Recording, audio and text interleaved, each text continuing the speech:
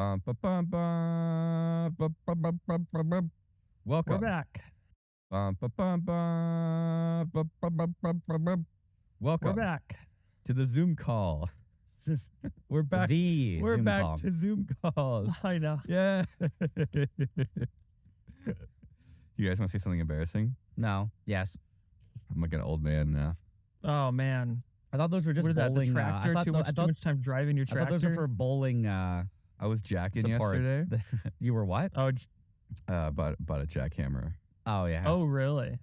So my dad my wanted gosh. one. My dad wanted the nice one from Harbor Freight, which is, you guys, Kevin knows what Harbor Freight is, right? I do. We Yeah. went there. Yeah. You know what Harbor Freight is. I feel like you know of Harbor Freight, but until you like live next to Harbor Freight, you don't really know what Harbor Freight is. But my dad wanted the big jackhammer because he does handyman. So my dad's done like everything. So I bought this like $600 66-pound Harbor Freight jackhammer because I've been doing some demolition, and I am not nearly as strong as I thought I was. And my wrists, I think, I'm actually a little bit worried, because apparently you can cause like nerve damage by like overexerting yourself, and my hands like do kind of get a little bit tingly, and the tendons are like really kind of. That's what they say. You'll recover. So I really have been like having to be careful because I'm terrified, because it's like I'm actually like I've never experienced anything like this where you kind of go too hard, and then you actually feel like. Gave yourself carpal tunnel in one day. I think so, and so I am a little bit scared. I'm just sort of hoping it goes away after a couple of weeks. No, it's like, you know, the first time you work out in a while, like if Yeah. yeah, Well, that's what and I then keep you're telling really myself. sore the first time, Yeah. and then but like you keep doing it, and you end up killing all those nerves that feel pain, and you're okay. Okay. So I'm No, just gonna keep going. Thanks, Kevin. I want to say something nice, but I think it's a lifelong injury that's going to plague you until the day you die, unfortunately. Oh, And it's thank only going to God. get worse. That's what I was hoping for. That means I'll just have to die sooner. Yeah. Until the day you die, which could be this week, could be Yeah. tomorrow. So how is that? Did you feel powerful using a jackhammer? No, especially with No? my now limp wrists. I felt like what I would do is I would get on the jackhammer. It's like it shaking kind of, your hands around. yeah, it's kind of like a nice massage for a little bit, but like it would go into the ground. It's easy going down, but then it would like, if it doesn't break the concrete, so you have to Oh, be it just careful like not to shoots. it Yeah. just gets stuck. And so it's just like stuck in the concrete. And I'm like sitting there like trying Oh. to yank it out of the ground. I got about halfway through. Any of those machines that just vibrate, they're just bad. Like whenever I had a really crappy lawnmower that I used as a kid, and I don't know what my dad did to it, but it just vibrated like crazy. And it was like when you would He be ground done. down the blades himself, and they're uneven. And I he's have ready to n- break yeah. off and shoot through your legs. Honestly, probably. He always got them out of the garbage. So Oh, I have no. no idea. But when I would be done mowing the lawn, it was only like half an hour. It's like you could feel the ache in your bones, and it would take Yeah. a while for your hands to like Wow. feel normal again. So I Like hated get unnumb, kind of. Yeah, like it would be that weird numb feeling. It's And then like on you top, sat on your hand or something like that, and it's like just waking back up. It's like that Yeah. feeling. except you never say it's just shaking your nerves or something. Yeah. Dude, that brings back like mowing lawn trauma from a kid. We had. Oh like, my God. It's like, I don't know. I feel like every kid, or most kids, I guess if you don't live in an apartment, would complain about this. But we had like 3 lawns at my parents' house, and like they're not even like big lawns. They're just like weird long lawns, and one of them was up like 2 flights of stairs. So I had to drag the lawnmower upstairs to get to like the because we lived on like a hill. I just know childhood trauma. Who makes their kid drag a lawnmower up 2 flights of stairs every Wait, 2 what? weeks? Wait, you had to bring it. Yeah, Sorry, I I did missed that. What's going on? We had my parents' house. Have you been to my parents' house? No. I haven't. So it's like it's on a hill, and there was a lawn in front of the house, but it was sort of split with like a walkway. So it's like 2 lawns, and there was like okay. a lawn kind of up in It's the like backyard. it's like terraced or something. Yeah, exactly, Okay. because it's so steep. And so to get to the lawn in the top yard, I had to drag the lawnmower upstairs. Wow. So I'd have to Clunk, drag clunk, it like clunk. over a curb just- onto a walkway, and then classic. up more stairs, and then up. It And- sucked. And you know, when you're like a little kid, like probably middle school, you're not like I was not a big kid. Like I'm way tall now, but like Chelsea used to be the same height. She used to be taller than me, and like I grew all in high school. So I'm like a tiny little kid, like scrawny little kid, trying to drag a lawnmower upstairs. I was gonna complain about like me having to mow the lawn, but it's nothing compared to that. I'm just gonna sound like a little whiny baby now. Dude, did you have to weed whack too? Every once in a while, yeah. And it was an electric one. Did you so have a like, dog? Yeah, Did you ever make the mistake of not picking up Yes. the dog shit? yeah. But luckily, we also had like a grapefruit tree, so I would like just run over Okay. a grapefruit, and then it would smell good, Oh, okay. and then it would be yeah. You couldn't tell anymore. This is gross, but I remember this is bringing back all sorts of like manual labor as a child trauma. I hit a dog shit with the weed whacker because the I was lawn actually, I was hit too a long. dog. And did it just like Dude, it like splattered all over my face.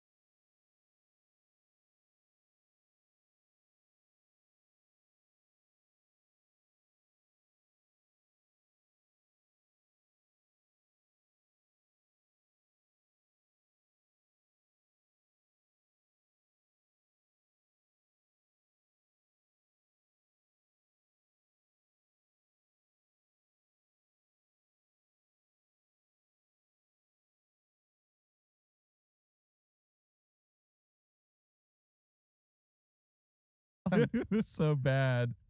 I hate the just- ones like the really moldy turds that when you hit them, they just kind of turn into a cloud. God, that's, How I think many that's times did you make that mistake? Too more many. more than one. Oh no. Because here's It was the thing, like, easier to run them over than it was to pick them up. I had video games to play, man. I had to I got to do it fast, and so I would just not want to pick up the dog poop, and or like sometimes, like you said, the lawn would be too long and you couldn't see it, Yeah. and so then you would be weed whacking, and you would because you have to weed whack the edge of a lawn because the lawnmower can't get to it, and then you hit, and it just because there's not that big of a shield on the weed whacker, it would just hit it everywhere. I have a question.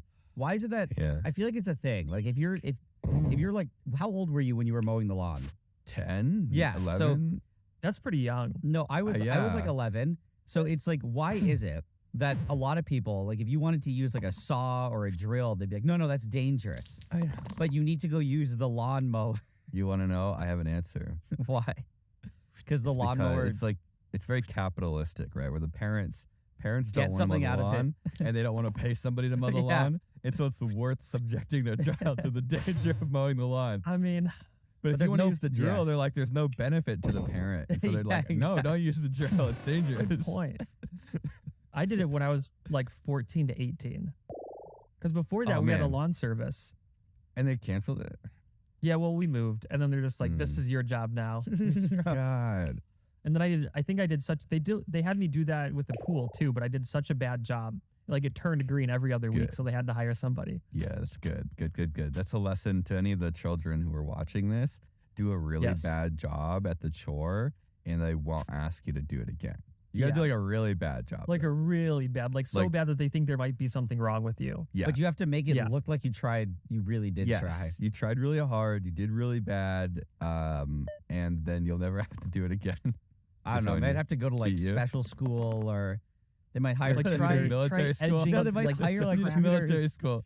What's up? or bring you to the doctor to try to What's up? figure out if you have some sort of problem. Like you might pay Yeah. for it in a different way. He's got terminal brain damage. Yeah, they're like, hey, we've taught this guy the same, like he can't learn. Like he clearly has some issue. And then you're just stuck going to all these specialists. I bought a bunch of DeWalt cordless tools, or Uh. these nuts cordless tools, and oh my god, dude, lithium batteries and the brushless motors are so awesome. They are. Dude, I bought this DeWalt trimmer, this like electric Like a it's not a pruner, it's like a clipper. Yeah. Like the kind that goes like that. No, that's a hedger. Like, so you know, like the handheld clippers, it's like scissors but for small branches. Yeah, they're like Yeah. yeah. Okay. So DeWalt has but an it's like it electric one. automatically like ratchets down. Oh my god, this thing would cut your finger off. It's Oh, yeah. horrifying. It wouldn't even know it's there. It's like it goes and it's like Oh, that's pretty cool. and so I just been cutting a bunch of bushes and stuff with it. But the power density of modern tools is, what do they say? You know, like people being vindictive, like the student loan stuff, where it's like, oh well, I paid for my loan, so I don't want them, or I don't want people to get their free student loan paid for now because I had to pay for all my student loans. It's like right now I feel like as a kid, like, oh, I wish I had all this new cordless stuff as a kid because holy crap, it's so much Oh, I lighter. know. It lasts so much longer. Like if you're Like the 10 battery years old- powered yes, yeah. like you're dragging around this like 100-pound lawnmower, and now you Yeah. can get Have you something seen that's the like electric 50 pounds. lawnmowers? Like the battery powered Dude, ones? It's amazing. Yeah. They're like silent. I didn't get one of those because Your yard's too big now. You need like yeah, I just kidded Sure. out. I got the like 60-volt blower and stuff like that. Dude, the leaf blower is so powerful. It's so awesome. really like Yeah. are they better than I know people hate on corded power tools a lot, but I mean they're pretty powerful. It I think- depends. Like, I think cordless power tools can put out more peak power than corded tools. I think now. they can. Because you're talking like you don't have the duration, but like you're talking 60 volts worth of lithium batteries, dude. Like Yeah, but hundreds of it still doesn't make sense, right? Because it's like it's just, I guess the duration is the debate. Because I know for table saws, for a lot of, like, if you look them, there are battery powered table saws, but it's like, if you do look at what I think some are getting I better had now. a battery powered circular saw. It was Yeah, that's garbage. good. This Oh. was like 8 years ago. I have a DeWalt battery powered circular saw and it's fine. But if you do look at, I'm pretty sure because I have a DeWalt plugged in one, corded, and I have a whatever battery. The corded one I think has more, like it's I don't know if it spins faster and has more force.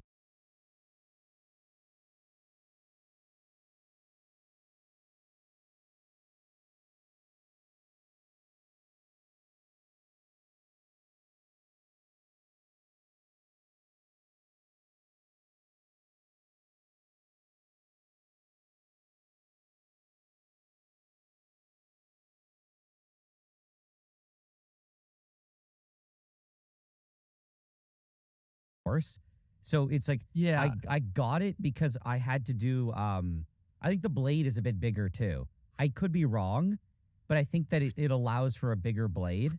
Some of the power tools do have more power when they're corded. So hear this out. The jackhammer is like 1600 watts. I think it's like 1500 watts. To achieve 1600 watts with 60 volts, you'd need 27 amps. You're telling me that some of these cordless tools are not pulling 27 amps at 60 volts?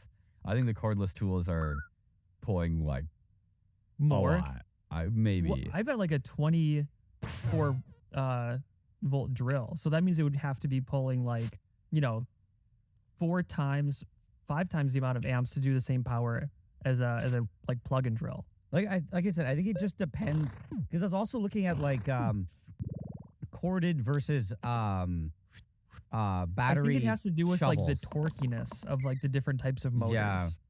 It's like the brushless versus whatever AC synchronous motor or I mean they're both brushless or no they're not. Anyway.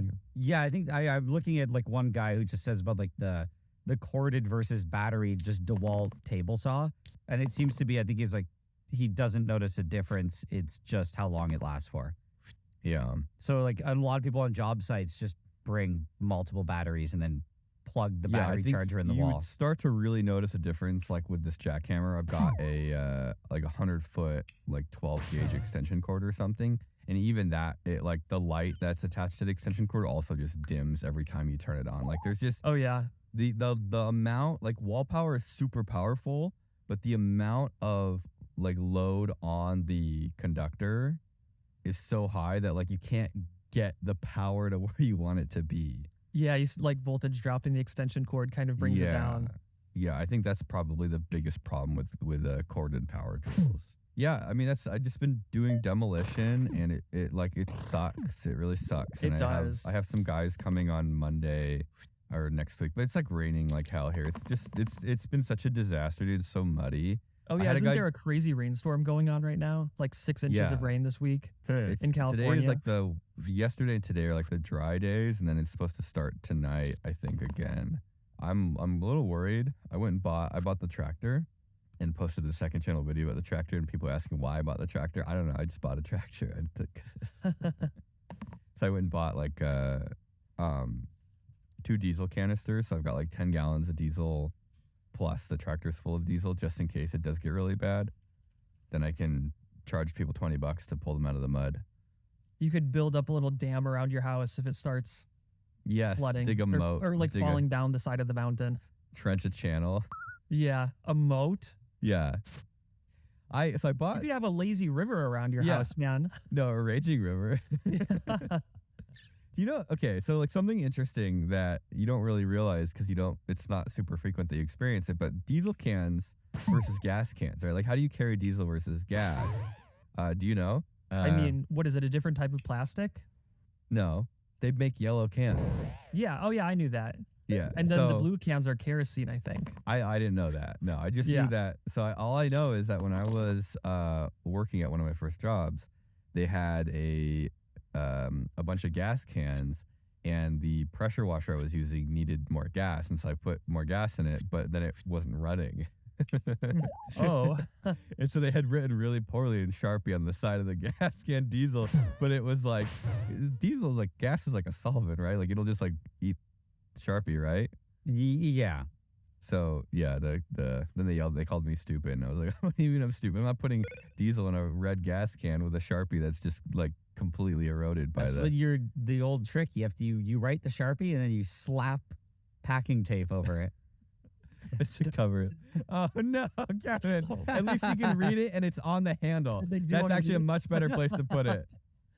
Yeah. Dude, yeah. It is a classic thing though, just in the lab in general, where Kevin, you write, where are you just putting that? Sharpie. Kevin, where are you putting that? What did you Just do? right there, just in case if I need it later. You know, he might need it Right there. for the squirrels. What are you using diesel for? Starting a fire. Oh, but Oh, I really? bought it for the rocket video to pump into the rocket like as a fuel. Okay. And now we just use it to start fires. But you In start general. fires with diesel. Yeah, I'm not a man enough to make like a good fire with kindling and tinder. I just put the big logs on and soak them in diesel, and then it starts. I guess that's true because it's better than gasoline where you just get a big puff and. Hey, diesel doesn't explode, right? It just burns. No, it doesn't. But it'll still still don't want to like pour it on the fire when it's burning, Really? kind of thing. Or Vsauce meeting place.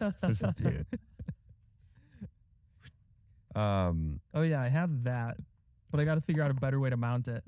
Yeah, that's so cool. Wait, Michael, when yeah. we did the Vsauce podcast, gave us these records of Moon Men, which is the name of the song that is like the Vsauce meme made by a guy named Jake Chudnow. And he gave us these records after we were recording. Did he mention it when we were recording? I don't remember. It was a couple weeks No, ago. well, yeah, he did, but he didn't say that he's going to give them to us. Oh, he didn't. Well, he did. And I am so happy. It's so cool. It's a single record. And it has one song on it. And it's just I think it the has three. Vsauce song. Well, on the backside, I think there's like the Yeah. extended version or something. I also have I have this frame. Do you recognize these? What is that? These are What? the panty vending machines. Like, Oh, from vending it looks like machine. a butterfly, like one of those weird bug, like Oh, the yeah, pressed yeah. plates. That's what I'll tell anybody that comes over and asks what it is. Nigel, stop looking at memes. I'm not. What are you looking at? I'm doing Dude. something absolutely horrible. This is why we need to do the podcast In in person. person. You can't look at memes. They're not memes. It's actually so what happened. You have to share your memes with the class. Yeah, you gotta Nigel. share memes with the class. The meme it's not a meme. I'll explain to you what it is right after I type one thing. Okay, I'm done. Oh my basically, God. Who are you sending emails to? Nobody. It's horrible. So you know the beautiful website LastPass. Yeah. And how they're kind of there's a lot of do you know about the controversy with them right now? No. Uh-oh. So basically somebody they sent out an email going, "Oh, there was a security breach, but don't worry, it's all under control." And then people were like, "What did they get?" And they were very like ambiguous. They're like, "Don't worry, it's under control." It's kind of like I don't know. It's like someone telling you there's a problem and you ask any details, like, "Don't worry, it's under control." You're like, "Yeah, but can you Wait. please give me details?" So finally, very recently, they just admitted that the hackers actually downloaded their entire database. So they have all the details of every How did they- customer. So they have the encrypted data and the unencrypted data without How your. do they have what unencrypted data? They That would shouldn't be be like your. storing It would be like your name, your email address, and a bunch of Oh, stuff. okay. So, but here's the thing though, is that apparently they can also see unencrypted data, which is like the websites that you have in your vault, but they can't see passwords Oh, okay. or Okay. usernames. But they can know that whatever email you signed up with to LastPass is associated. You have an account of some sort with some email at these websites. Okay. So, but it's Okay. completely offline, and they've kind of gone. They haven't said anything about it. But the fear now is that if the people who have it know, hey, they go, we recognize William Osmond's email. They can Right. just decide to brute force that one, and because it's not online, it's all offline. It's just a matter of computing power if they can guess your password Good correctly. luck. They're gonna need a lot. I have long pass. I actually do. I Well, my think that was passwords are sort really of the- long. Yeah, my so the way I actually I have Dashlane on my computer and LastPass on my phone. Don't ask. I don't know why. Always got to keep them guessing. That way I can have double the data breaches. I basically have a like obscenely long Oh, yeah. master password. You know that It's like I don't even know what ridiculously mine low. is. Like, if, I don't if know the hacker either. could tell me what it, if they ever figured out, let me know. It's Well, you probably should know what your master password is. No, I did it for a sponsorship and then I forgot it. Oh, okay. I Like, don't. I don't mean, actually. I haven't memorized my I master started using pass. Google. So I sorry, took a LastPass. word. I took a single word, and then for each letter of the word, made a sentence. So like imagine dog, and then my sentence would be Dogs. dongle, oogling, garage, or something that makes sense though, you know. Yeah. And then I mix in some other stuff with it, and so it's like it's a longer word than that, and it ends up being like an obscene number of characters. It's you probably won't have an issue. It's just that what happened, I was like, I mean, to explain what I was doing while my life was bad, was everything was in LastPass. So I'm like, you know what? LastPass is also kind of janky in some ways. So I'm like, if they're just going to be like this, I'm piecing out on them. So I was switching the service.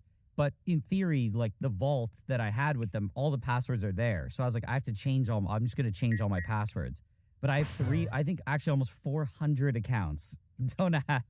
So I think some of them will let you. I think Dashlane might let you automatically do it. It doesn't Some work for everything. Though. but there are so many broken websites, and I literally spent, I think it was on Saturday or Friday, I spent 8 to 10 hours straight just Why didn't you changing pay someone? passwords. Why didn't you have like one of your, workers do Some this? of them were problematic. Like they were like porn accounts? no, I'm saying they were like they were like my government websites, and to change the Okay. password, like you needed my phone. And like Right. there was also some weird things about it, so I had to go in and fix a bunch of security issues that really should have been fixed a long time ago. Yeah. I think that like passwords are probably one of the like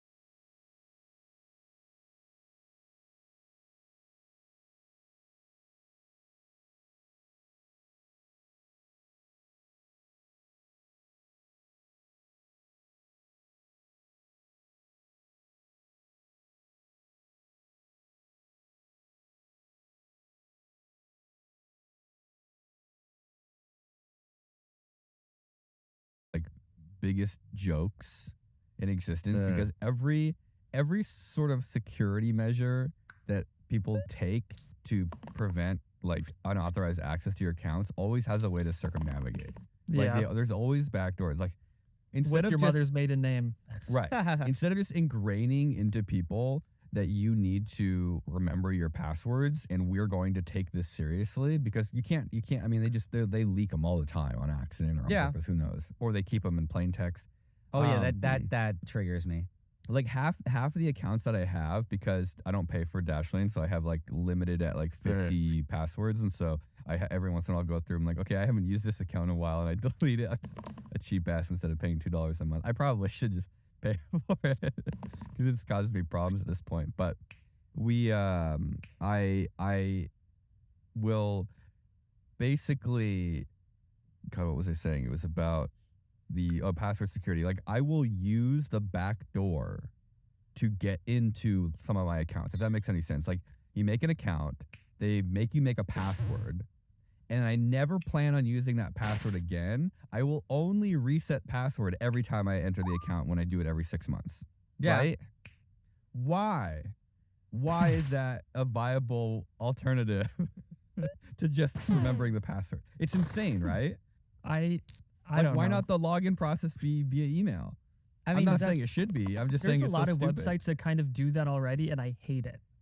But it's always like AliExpress always does this to me. Like every time I log on, it says we need to verify your identity. Oh, I They hate send that. me a code, then I had to like. But I Kevin, you hit have the code, 59 you send it to the seconds. website. Yeah, you have Yeah. 59 seconds, and it's like a timer that counts down. And Yeah. they actually, I think they text it to you or they send it to your email address. So it's How a often pain do in you the have butt to log in, either though? way. Huh? Every time you go to the website, they'll make Every you do single it. time. But You like, know, actually- this is because people have such shit security practices. So I would This is say- It's like, also like I don't care if somebody gets my I know. AliExpress account. I could care less if like half of these accounts get compromised. I know. The ones I care about are Google, Yeah. my bank account, and like Yeah. that's it. I don't care about any of these other websites. And that's why I find that, I mean, if you're going to have anything secure, have your email secure. Because if you Yeah. lose your email, you kind of lose everything. And also don't use the exact same password for everything. That's also another pro tip. yeah, I just have had enough experiences. I don't learn my lesson 100%, but when you have enough like total failure Yeah. experiences where you like never again, this was a nightmare. I think that there's a couple of steps you can take that aren't that much work to like greatly improve your Yeah. quality of life of not having to like worry about like, even seeing a lot of people who, get dragged into like phishing scams. 'Cause there's like some really clever phishing scams for like YouTube accounts. Like I think like some security guy just yeah. got Yep. stung by one. And it's like, how does that happen? Well, whatever I think for him the case was, it was a sponsor. It was like a totally legit seeming sponsor. And they were going back and forth and they sent him some document and it was a freaking virus. But he ran the EXE. Bruh, do not run I an know. EXE.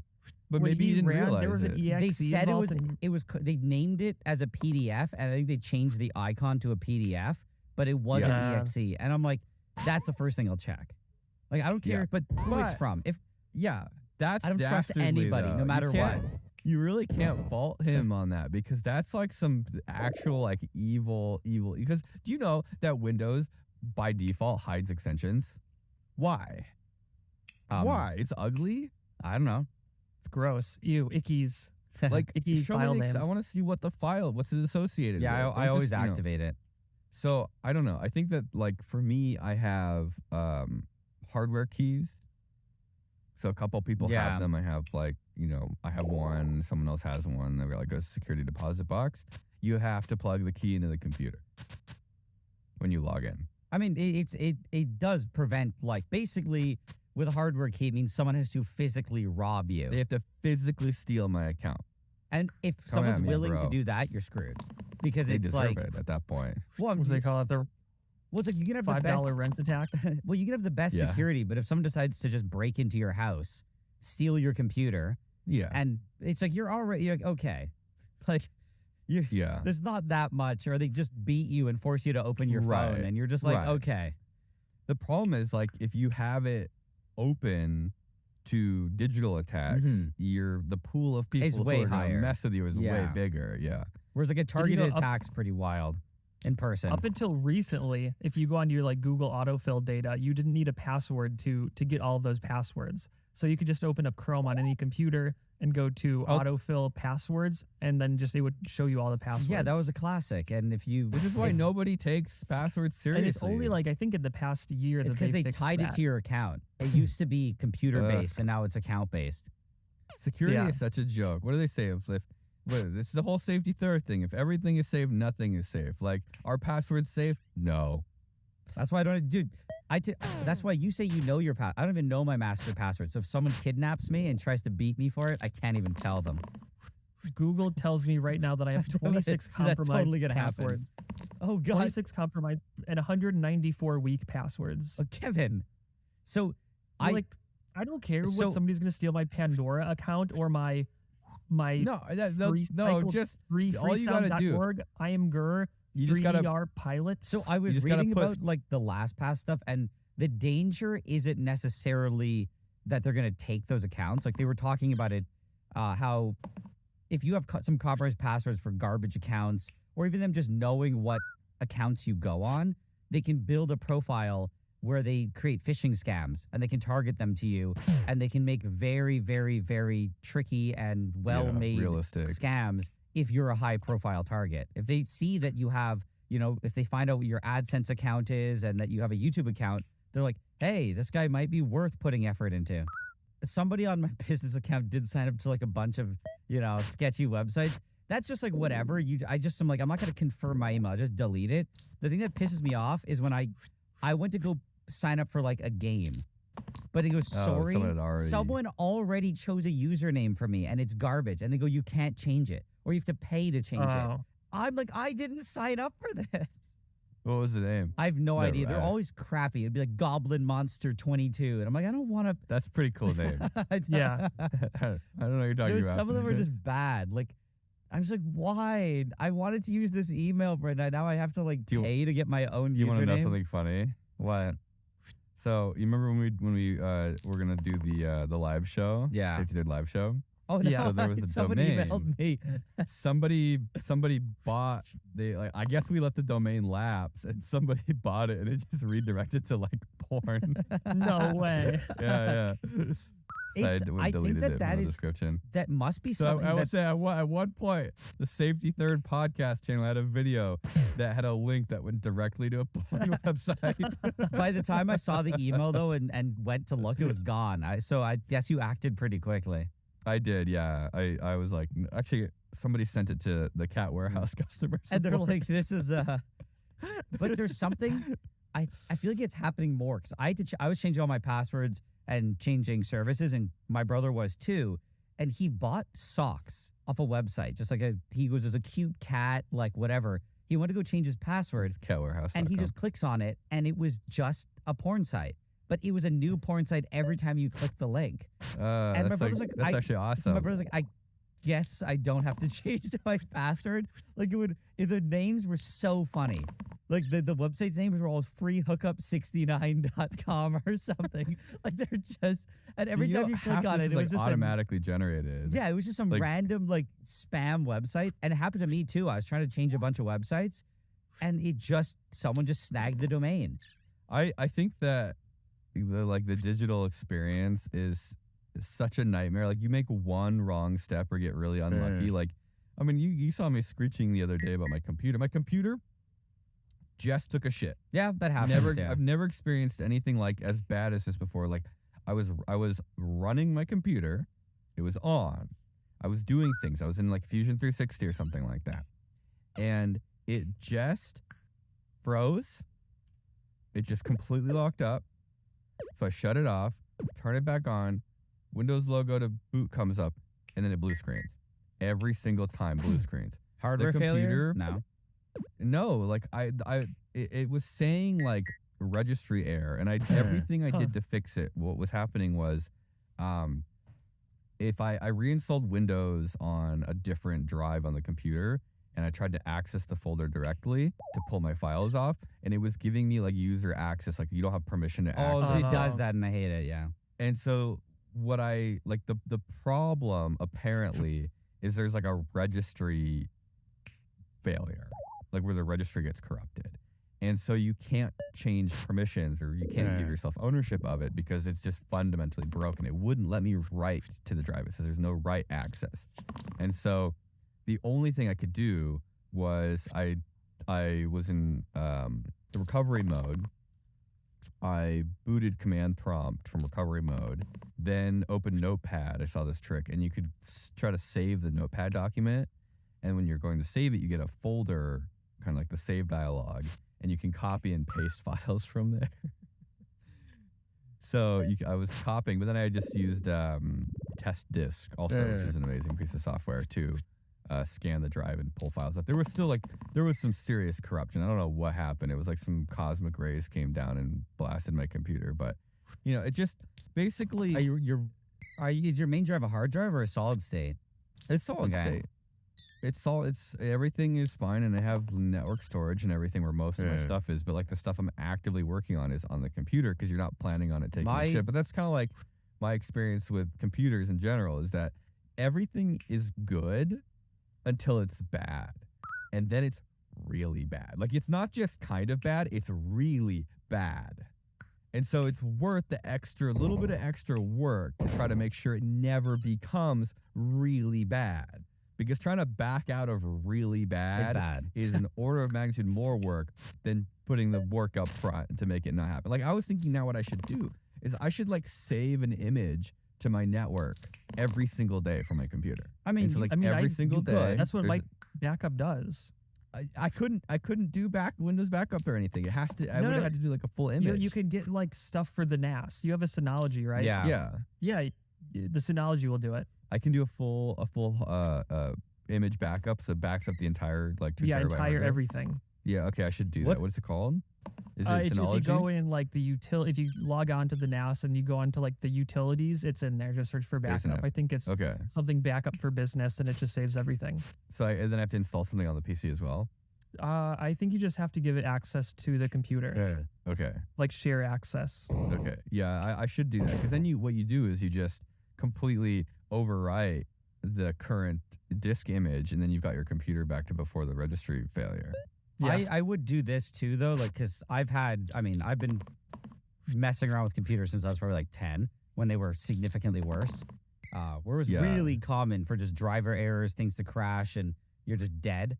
I don't store. Basically, I treat like the C drive as a bomb. Yeah, well, it's borderline a server, so it's like I don't do any work, or it's literally always wipeable. There's not a single valuable file on the C drive. Everything's on externals or secondary drives, and then those are if it's important, it's backed up. So if my computer, how fast are you on the network now? How fast is your network? I'll work directly off solid states usually. So you can't work directly off like you can network you can work storage? off the NAS if you want. Yeah, but like what I've noticed is I have like I think my NAS is like 1 gig. Yeah, and 1 gig is just enough to be annoying. It's not perfect, but it's like, for example, like Zach and Reggie, they only work off the NAS. They don't even have. How fast is, because I was thinking of doing 10 gig, but 10 gig is like cost. I think that if you're using hard drives, I think that those are the limiting factor, and not the. If you get NAS SSDs, I think that would be a huge upgrade. The NAS has the right speed. I think it's the network speed that causes problems.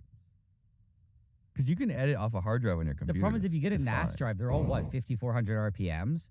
That's like really slow for a drive. But they're in RAID. You're right. And I've got a buffer. There's an SSD, like a terabyte SSD buffer in the NAS. Interesting. I have so much hard drives that I didn't rate it because it would cost me $8 quadrillion.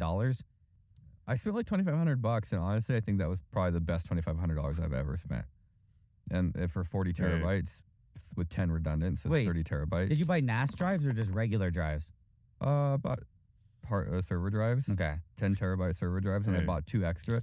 So for $2,500, I got a Synology. I got 6 10 terabyte discs of different brands. Yeah. I got 2 of each. I got 3 of each. So the NAS only has 4 drives in it. I have 2 spares.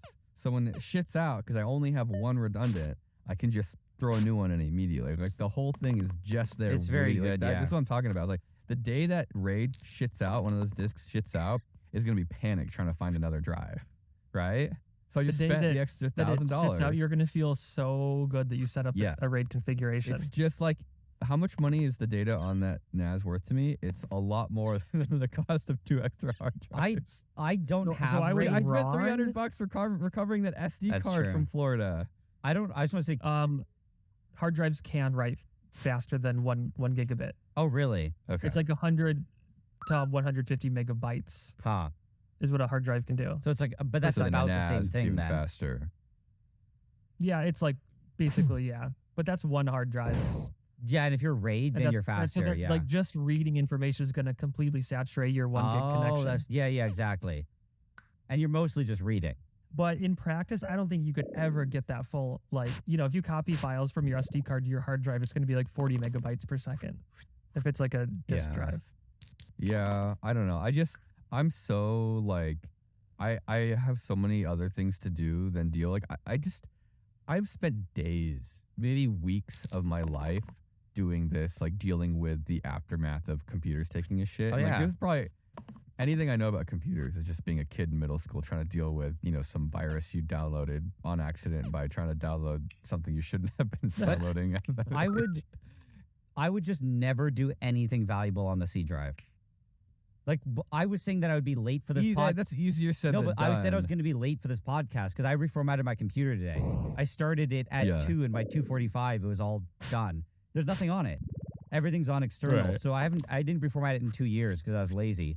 But then you got to install the new, software and drivers and everything again. It's kind of a pain in the ass. Yeah, that takes longer, but it's like about an hour or something. It's usually not like that horrible. Yeah, I really should probably just sit down. Like because I'm building a little office right now, and I think once we are retrofitting it, I think I'll go ahead and just sort of sit down and really spend the time to figure it out. I should maybe I should call the LTT channel and see if they'll help me build a robust network system out. Like network took me weeks to set up. And how much did it cost? I kind of want to show. I can't show you. I'll go take a photo of it.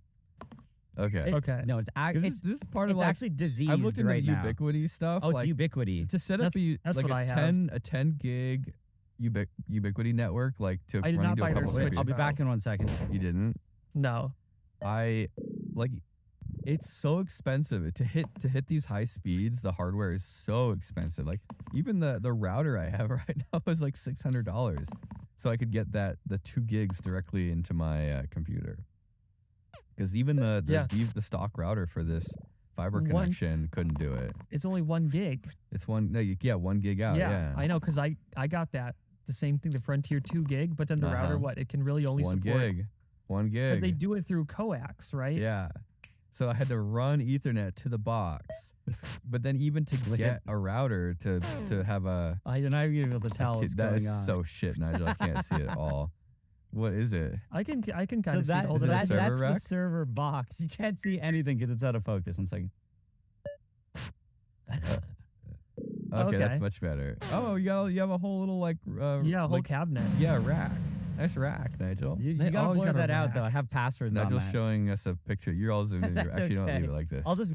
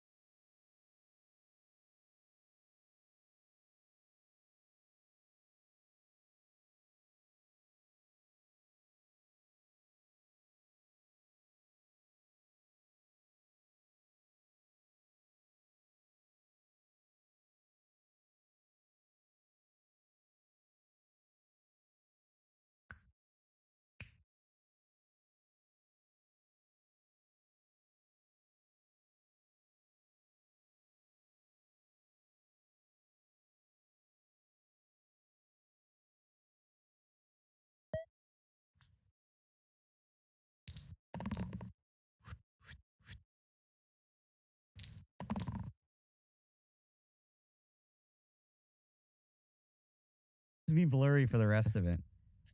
Wait, was there actually passwords on it? It's a password, but I don't. Yeah, there is a Okay. password. like we just. But the it- poor editor. but just There is a password on it, but I think it's only a local password. Like you'd have to be in my. He's zooming in on me. You'd have to be I love in my this. This- network for it to do anything. There used to be this subreddit called like Dox Me or something like that. Oh And no. you could just give them like, either from your Reddit account, or you could kind of give them like one seed and see how far they could go. And the subreddit is shut down now, but I kinda just did it off cool. my Reddit account, and they figured out like, that I'm the backyard scientist, and then they figured out like everything about me. like stuff that was I Are have they no idea posting how it publicly or are they just posting it in messages? messages. Okay. Yeah. That is kind of cool though, because there's some people in the Discord server that have, they'll it's still creepy, but like it could be worse. They'll they'll figure out where you live, and then they'll show you how they did it, and it's like, Yeah. I do appreciate it because it kind of makes you realize how easy it is. But also at some point, a long time ago, I just sort of gave up. Like, what are you gonna do?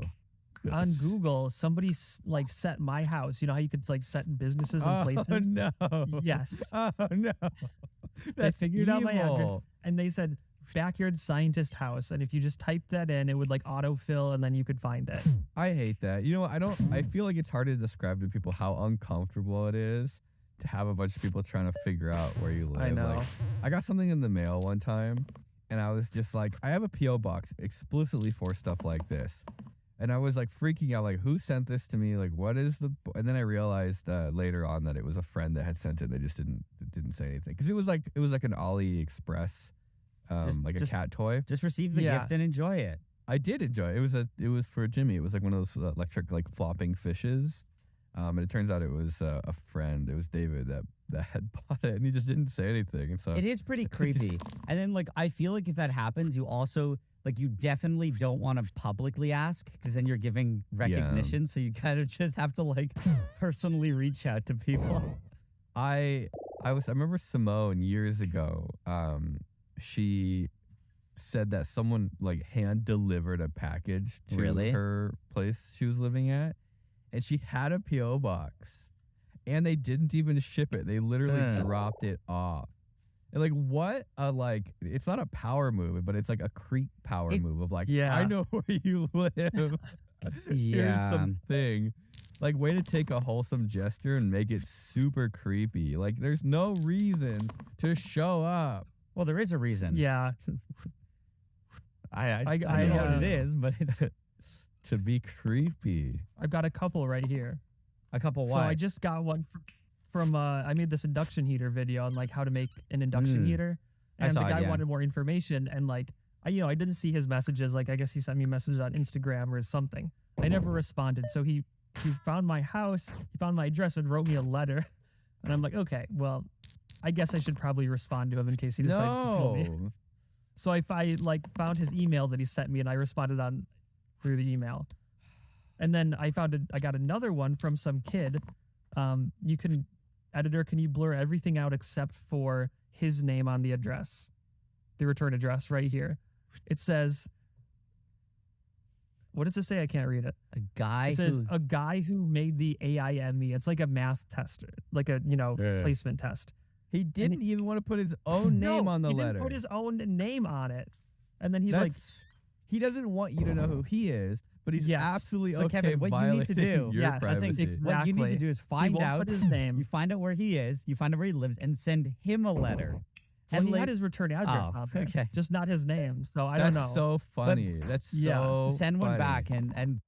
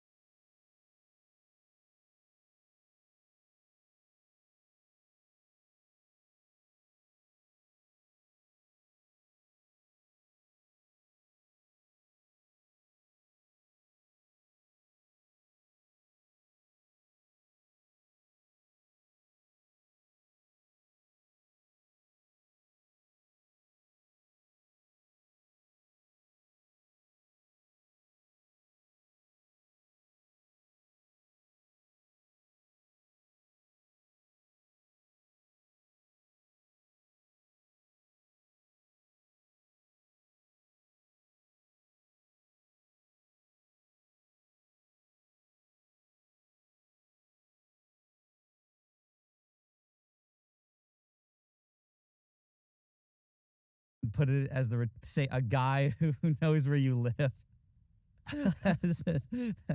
I think the only reason you'd ever be allowed to come to my house unwarranted or uninvited is if you like moved next to me.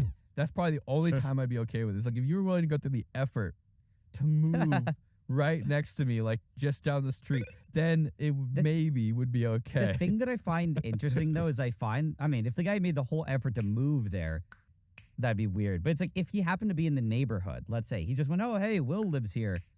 I find that if I were in that person's perspective, they become significantly less likely just because it's their neighborhood. And they're like, I don't want to be weird with my neighbors if that's like, you know, an encroachment. And also it's the mentality of, oh, he lives right there. Like, I don't need to, I can go whenever I want to. Yeah. And then you never do. And it's Here, also you a wanna lot know- less creepy when Oh, yeah, when that you're like, I'm happens, your 'cause it's next door like, I have neighbor, kids in yeah. my neighborhood, they're like, they'll come by my house and yell, backyard scientist, and then run away.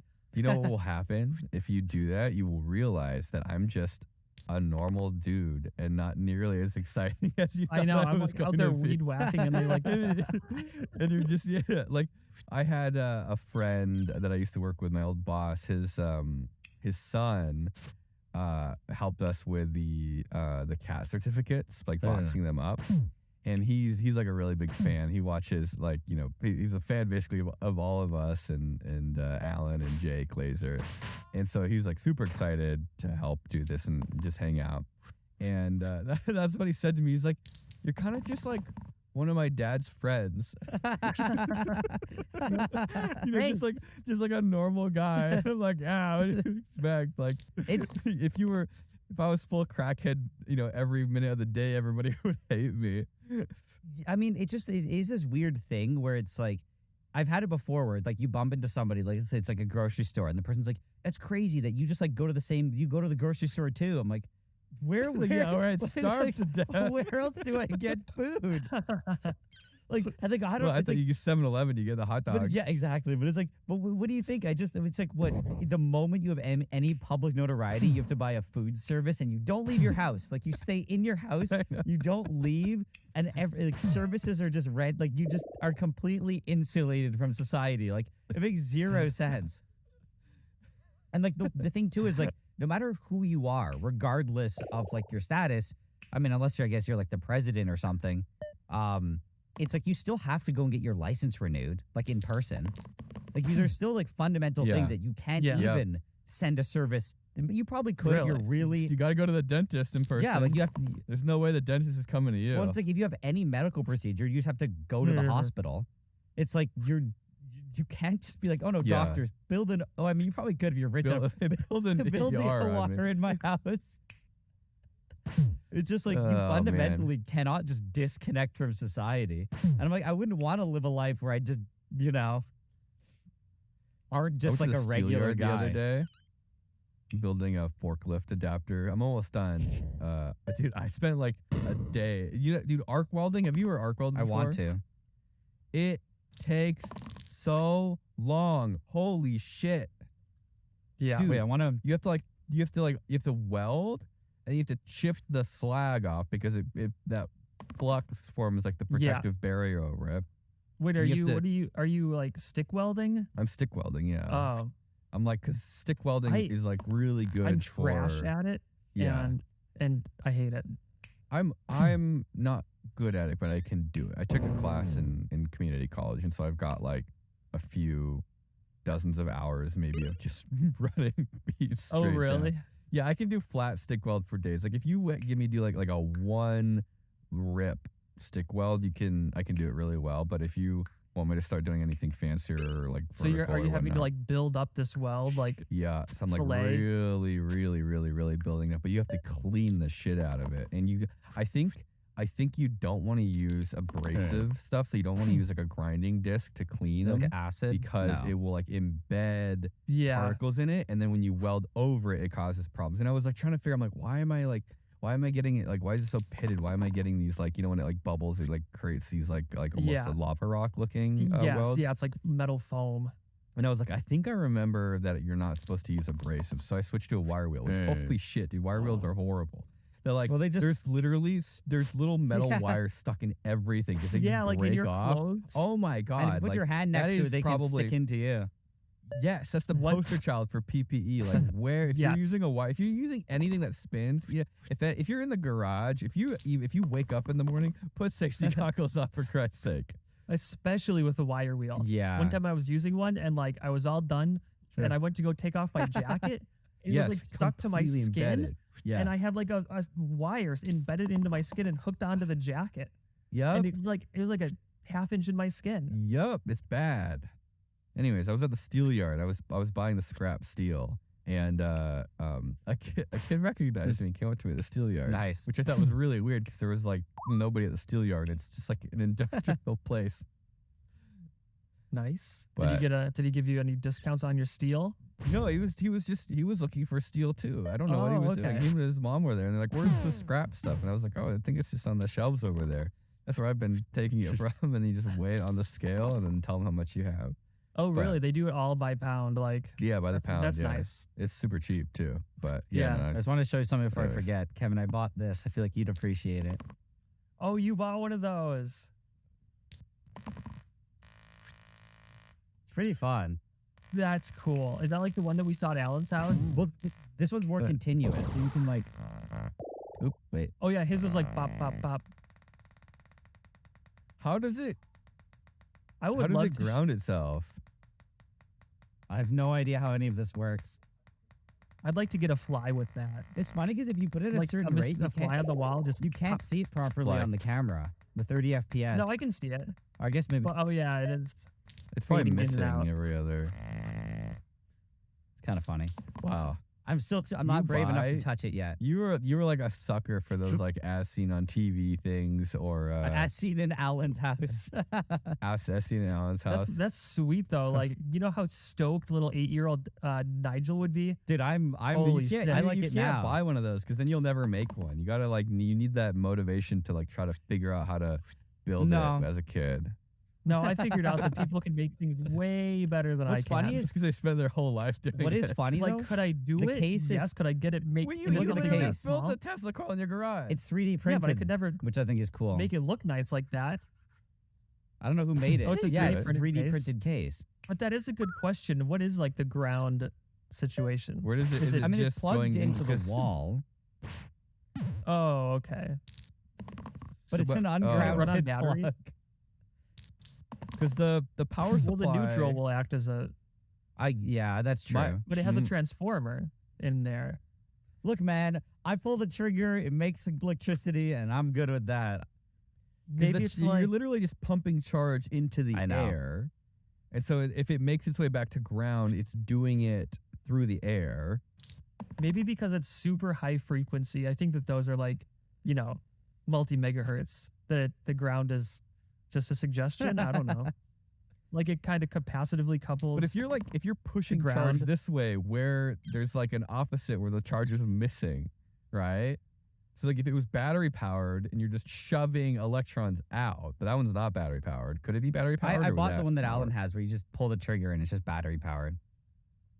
So does anybody know how electricity works even? Or is it just sort of like a Maybe the eBay guys discovered a new electrical phenomenon. a new form of electricity? you're where just does it go? ripping electrons out of your body Oh, every time you pull no. the trigger. I mean, dude, honestly, when we were doing the high voltage stuff in the garage, that's what it felt like. Yeah. It felt like You're you could losing feel it. your electrons. It felt like the opposite though. It felt like if you could feel what it's like for there to be too many electrons. You know, you walk into it and you're like, oh, this feels bad. Like this Yeah. feels dangerous. Like Like your could- hair starts standing up on end Yes. and you're like 6 feet away. everything was kind of like tingly. Yeah. Uh-oh. It was awesome. It was just like, imagine the room. I don't know how it works, right? Because like if you're building up charge on like the wood and stuff, like all the wood in the garage, it's not going to go to ground really easily. It's going to take a second, right? So you Yeah. can. Is that what's happening? Is you're just like electrons are just like sticking to stuff? I Where think they- so. So Yeah. like everything becomes like positively charged.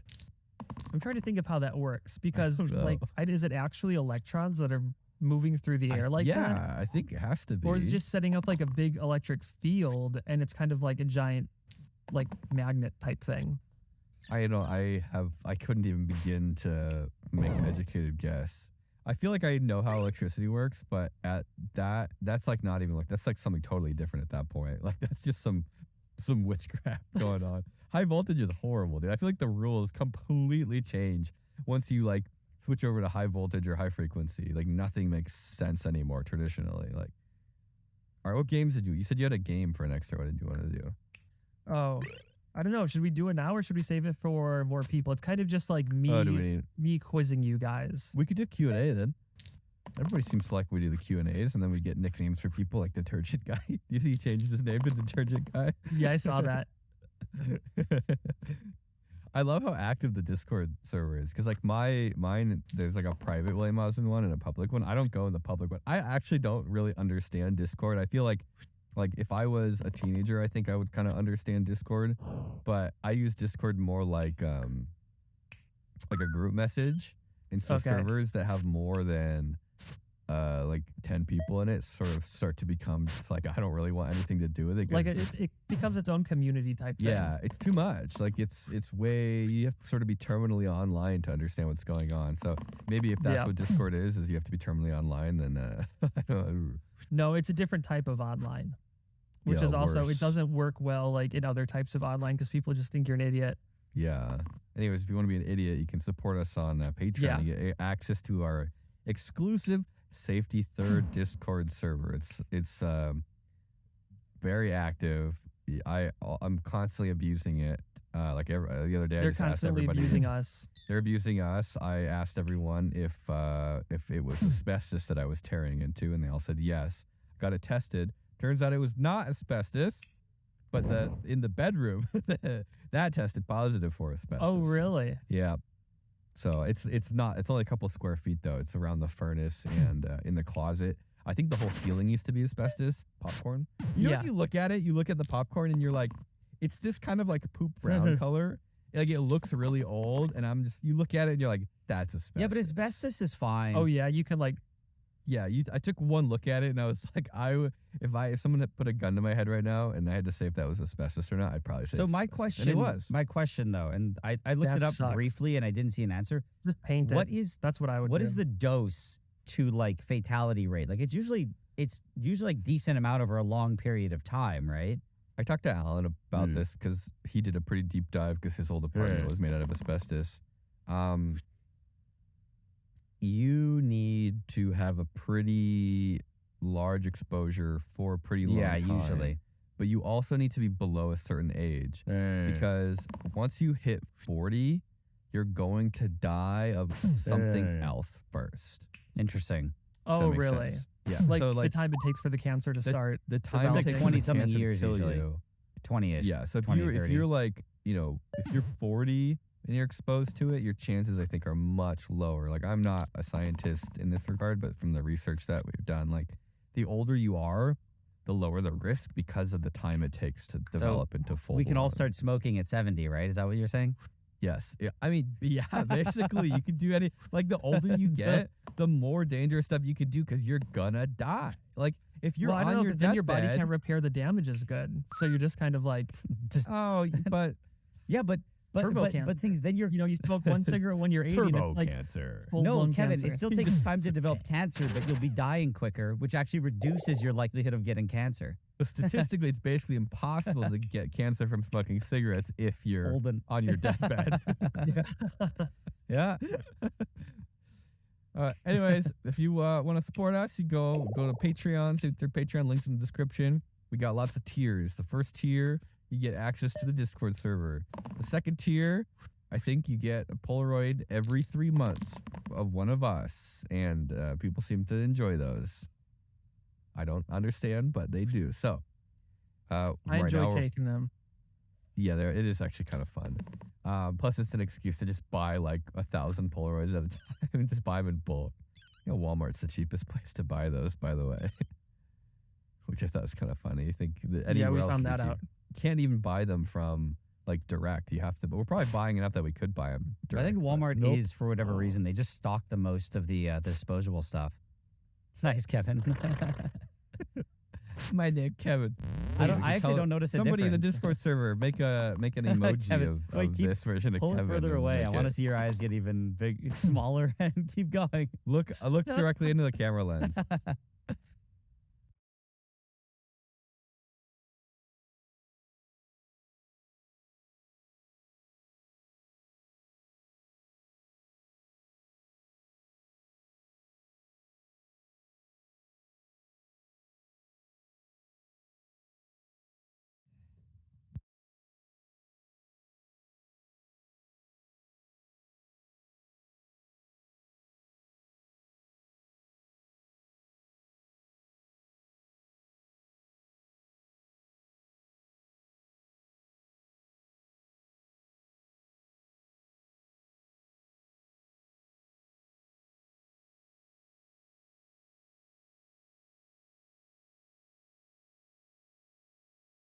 I saw actually, Jill and I were in Mexico, and we were at a hotel, and we were hanging out by the pool, just chilling.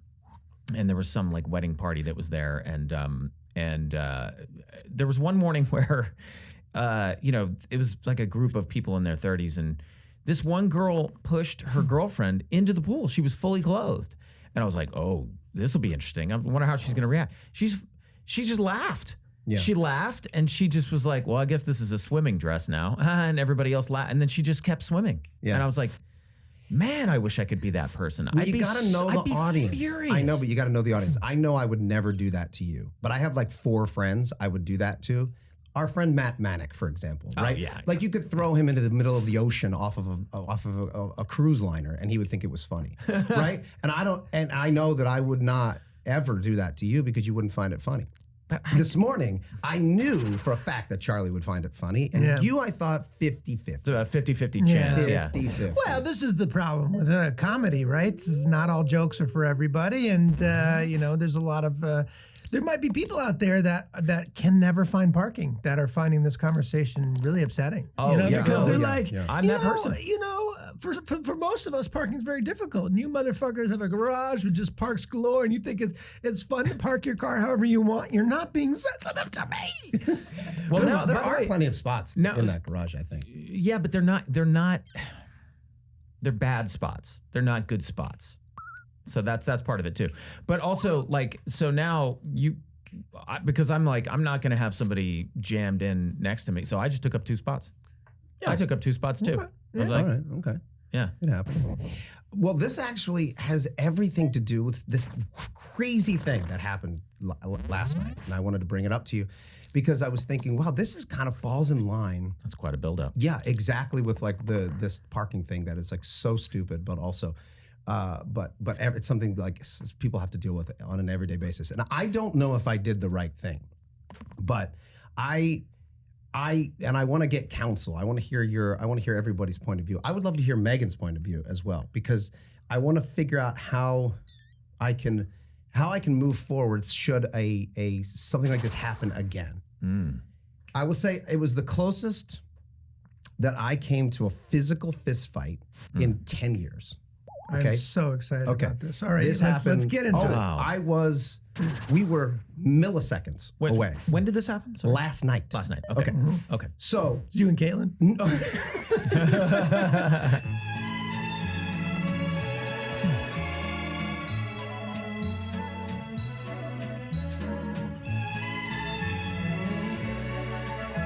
Caitlin left on Saturday morning Okay. to go shoot a movie in Canada, All right. leaving me solely in charge of the safety of our boys. Now, I'm going to tell you, well, we don't have anybody helping or anything like that certainly over the weekend. So it's just the 3 of us, doing our thing. And we had this plan to go to dinner to In-N-Out Burger, which is like an exciting thing to go, on a Sunday night. You're taking the kids to a burger joint, and you're going to Now, get there's the a lot of burgers. people that are listening to this that have never heard of In-N-Out Burger. I'd never heard of No, In-N-Out I think Burger. most people have heard It's of a it. at this point. California burger chain. It's very good. It's Continue. very good. It's very I'd say good. it's a higher quality. Yes, and people love it. They love it. Yeah. We are not sponsored by In-N-Out, so let's not. We aren't. go- No, let's no, no. not. Kids let's love not- it. My kids love it Let's too. not Okay. go crazy. So, It's so good, we now this one is in It the is good. heart of Westwood, Okay. right? For Westwood people, that's where UCLA is. It's in Yeah, like a rather college. nice area. It's a college area. Okay. College crowd. burger joint. Here So we we go. pull up. It's like 5:30, but now it's daylight savings, so it's nighttime. Yeah. The kids are jazzed. Mhm. Axel's sitting in the front seat. He's 11. Leo's in the back seat. He's 9. And we pull up and we realize, oh, as In-N-Out always is, there's a line of cars. Yeah.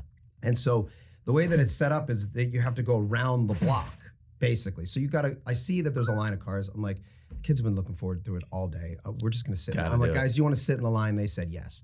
So I go around the block and I pull, and I'm probably like the 15th car. So we're going to sit here for 30 minutes. No problem. No. In-N-Out's, they got it down to a They're science. trying to get you in and out.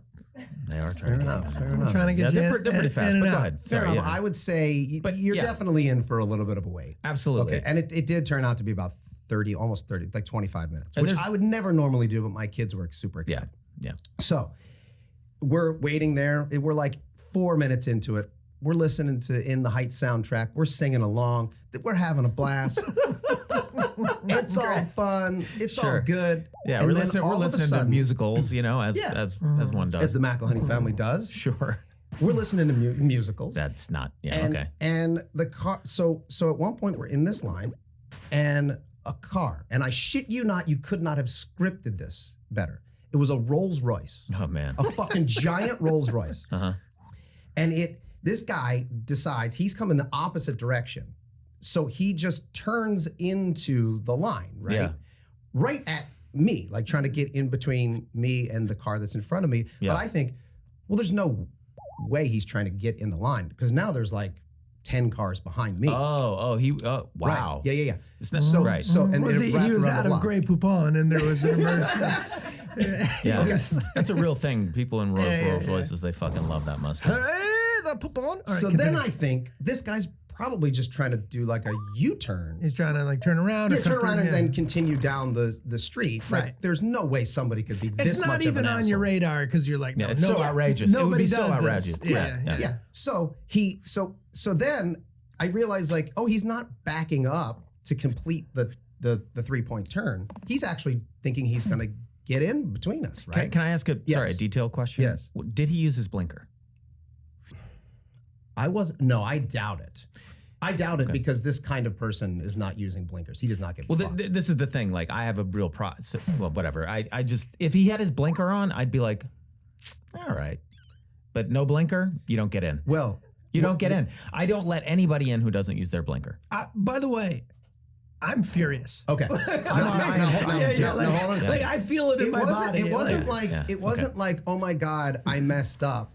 I'm so sorry, or I'm in a rush, or can I? This Okay. guy just pulls a fucking Rolls Royce. deserve this. Yeah, I deserve this. Okay, right? okay, all right. Okay. Yeah. So once then the traffic starts piling up because he's blocking traffic. Oh my God. Oh, And what then a I dick. go, and then I roll down the window. I go, "Are you trying to turn around?" And he goes, "Back up, back up." And I said, "I'm sorry, you talking to me?" And he goes, "He let me in." And I said, "What?" He goes, "Let me in." Oh boy. And I turned to Axe. Now I have my children in the car. Yeah, that's Ooh, tricky. that's That's tough. tricky. And I That's took tough. a deep breath and I rolled down the window and I said, "Motherfucker, you are not getting in front of me. So I don't know what you're gonna do, but you better do it right now." And he looked at me and I looked at him and I looked back at my kids and I was like, "Oh shit, he might get out of his car." Right. And I can't stay in the car because if I do, I don't know what this guy's gonna do. I don't know Yeah. if he's gonna smash the window or whatever. Well, you don't know. Yeah. So I grabbed the key fob because I'm like, if I get out, I got to lock this door to lock them in Mm-hmm. because it's all happening so fast. Good right? show. Sure, Wow. sure. That's pretty So quick thinking. I also think if I have the key fob in my hand and if I have to throw a punch, it won't break my hand. It'll whatever. It'll make my hand stronger. Like this is all happening fast. So I see him start to get out and I start to get out, and then he stops. And then I stop. And then all these college kids are like, "What the fuck is going on?" And then finally he pulls back in, and then he rolls up his window and he starts looking at his phone. And I was like, and Axel's like, "What's going on?" And I was like, well, I'm just handling something. Hold on one second. And then I said, and then but cars are honking. The guy's not moving. So I said, what are you gonna do? Nothing. The car finally pulls up in front of me. So I pull up and the guy gets in behind me, because behind us, I noticed, were two young women who were like clearly like college aged women who were like terrified of what was going on. Right. And were like, I'm not gonna get involved with this fucking lunatic. So they let him in. So now I'm looking in my rearview mirror. We're now in line together. And I keep looking up to see like, he's behind me. I'm like, is he gonna get out of the car? But I'm like, I'm not getting out of this fucking line. We're getting our cheeseburgers. Now, Axel and Leo, I'm checking in with them thinking if they're scared. They're so psyched. They're like, what are you gonna do? What are you gonna do? I'm like, I don't know. I don't know, but guess what, motherfuckers? We're getting our cheeseburgers. And they were like, yeah, we're listening to In the Heights. Okay. That's the best part. Is just like you're rolling the window Yes. down. It would have been better if you were listening to some like Oklahoma or something. You know what I mean? I'm a little confused on something. Sorry. He keeps going. I need some clarity. Yes. So you're in the line. He tried to get in front of you. You called him out. Yes. And then he got behind you. But now you're all just like in the line together. Correct. But God, I there's- wish when you rolled your window down, you were listening to like Hello Dolly. Yeah, you know that when or like what happens, it Annie. all becomes like a blur. I need a little more information. Okay. Did you get a good look at it? Did he look like a Conor McGregor kind of? Yeah, so that was Like- what was that. That's the Right. scariest part to me, is that I wasn't even paying attention to that. Yeah. I didn't know if there was 4 guys in there or 1, and then I was like, I took a deep breath and was like, thank God there's just like 1. And I think he saw that I was ready to go, and then he wasn't, and I was like, thank God. And also thank God, I don't know who this guy is. Why is he driving a Rolls Royce? He could be a gangster. He could have a gun. I don't know what the fuck's going on. But it turned out he's just a bully pussy. So thank God. So now he's behind me, and I keep looking in my mirror, not because I'm trying to antagonize him, but because I'm wondering, like, if this guy gets out of his car, I'm gonna have to do something about it, right? And I'm not gonna leave. I'm not gonna leave because I feel like that sends the wrong message to the kids. Right. Now, of course, but let me finish the story, and then I'll go back and ask a number of questions because I'm not sure that I handled this 100% correctly. But I figure, okay, now here we are. So I shit you not, we go to turn the corner because the line is literally going around the block. It's a blockbuster, the in and out. And as I go to turn, another car, a third party, gets involved. Okay, now this is 2 guys, and they pull up. And they try to jump in, and I literally have to like In front of you. in front of me again at the turn. Let me ask you another question here. Yes. Are you leaving an awkward No, amount no, of space nope, between? no, no, no. Let me You're jammed in. I You're know- jammed in. Yeah. But just so the listener at home, because I'm using my hands to display, but you're saying there was no like odd amount of space between your car and the car in front of you. For some reason, they think you're the car to jump in front of. It was You're because in of the the way that spot. we were positioned. Yeah. Because of the way we were positioned. Where Meaning, you like, are yes, on the corner. I was making a right turn. Got So it. there's only so much, and then there's a walkway, and there's college kids everywhere. So you got to leave a little bit of a space, I but it's got not it. a I got it. merge. I Do you got know what I mean? Where if you're on a freeway and you got to merge at the end, whatever, you keep in track. let This me- is people literally knowing they're jumping in front of you. Wait. Let me ask you. There's no way from where you're positioned that it could be accidental. Like they couldn't tell that you were in There's line. absolutely no way. Okay, continue. Okay, it's so 100% clear because in and out is there's always like a line like this, right? Trying to get the big picture. All here. great. And, All then, great and then also, questions. All great based questions. on this person's response, these 2 guys, so they pull up, and then they like literally they're jerking their car in towards me, and I'm like, what the fuck? Sorry, What did the they fuck? see what had happened between you and the Rolls? No, or this is no, they no, don't know this what. is like, oh my this is like God! 2.5 minutes Totally later. unrelated. Totally. And then Axel's like, "What is going on?" And I was like, "I'll tell you what's going on." And I opened the door and got out. Now I'm out of the car. Yeah. And I pointed at the guy that was driving, and I was like, "Turn this fucking car around right now and get to the back of the line." And then he stopped, pulled up, drove around, and went to the back of the line. And then I pulled up and got in the car, and Leo was like, You're very upset. And I was like, I am very for upset. him And for, he's like, like- is everything okay? I'm like, everything is 100% fine.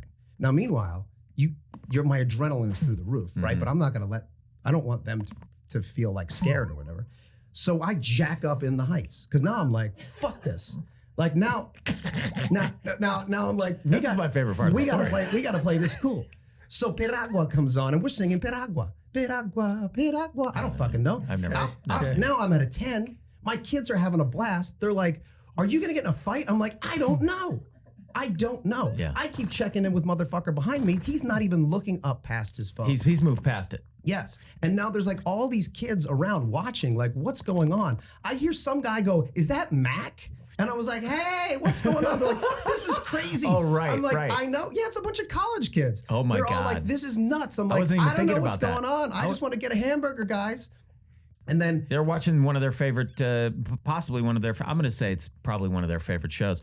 One of their favorite characters on TV, like almost getting a fight with like multiple people. I'm 44 years old in Yeah. a college town, but I was. Are you being filmed yet? Like this is the stuff that like the internet's made of. Like to see you get your ass kicked on top of a Rolls Royce in front of a hamburger joint in front of your A children. hamburger store, yeah. Is like the kind of shit that goes viral forever. Mac gets beat up in front of a hamburger store. 100%. Yeah. So this is all like flashing Yeah, through my yeah. head as fast as possible because So you got to watch out for the humiliation. Factor, the humiliation you know? of being Yeah. beaten up in front of your children, Yeah, yeah. let I alone the know, world. I know. You better win if you're going to get out there. He's Anyway, gonna win. He Continue. would've- you I know would've you won. would have. Oh, I know you would I have. was. I think the guy saw that I was like ready to go. do it. And You then, had justice on your side. yeah, Yeah. Well, that's what I believe. That's what I Powerful believe. ally. Yeah. So then now we're in line and we're like ordering food and I'm just like, okay, I guess we're just gonna go through this very normal process, which is exactly what we did. We paid the people, we got our hamburgers, and we went home. Mm-hmm. And then I sat them down as we were eating and I was like asking them questions. I'm like, how did you feel? Like, was that like, are you scared or were you nervous? And they were like, that was awesome. Like that was the scariest part. Is like, Right. they were like, that was super fun because it was like exciting. And I don't think they were ever scared, but I don't know. I was like trying to figure out like, okay, this is a teaching moment, right? But I don't know what the teaching moment is Yeah, because what's I the was lesson? like, look, violence and aggression only leads to more violence and aggression. However, if you allow people to just step all over you and like literally, like if you're, the only thing analogous would be like if you were in New York City or if you were anywhere actually and you were walking and you were standing in a line, like at Starbucks, and someone just literally came up and just stood there in front of you and then like pushed you behind. Now, yes, like that would just never happen. Like nobody does that. Nobody has that level of like bully in them or aggression in them. If they do, they're probably a lunatic. But for some reason, you have these cars and there's like a degree of separation.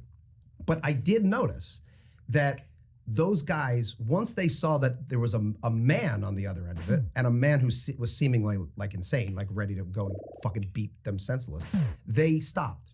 And then they got behind and then they cut off the women that were behind us. Right. So like, it was like to watch bullies go in and try to bully. Then when you stand up to the bully, then they go and bully somebody else. Like they're not going to learn a lesson. Yeah. Maybe they think twice before they do it again. I don't know.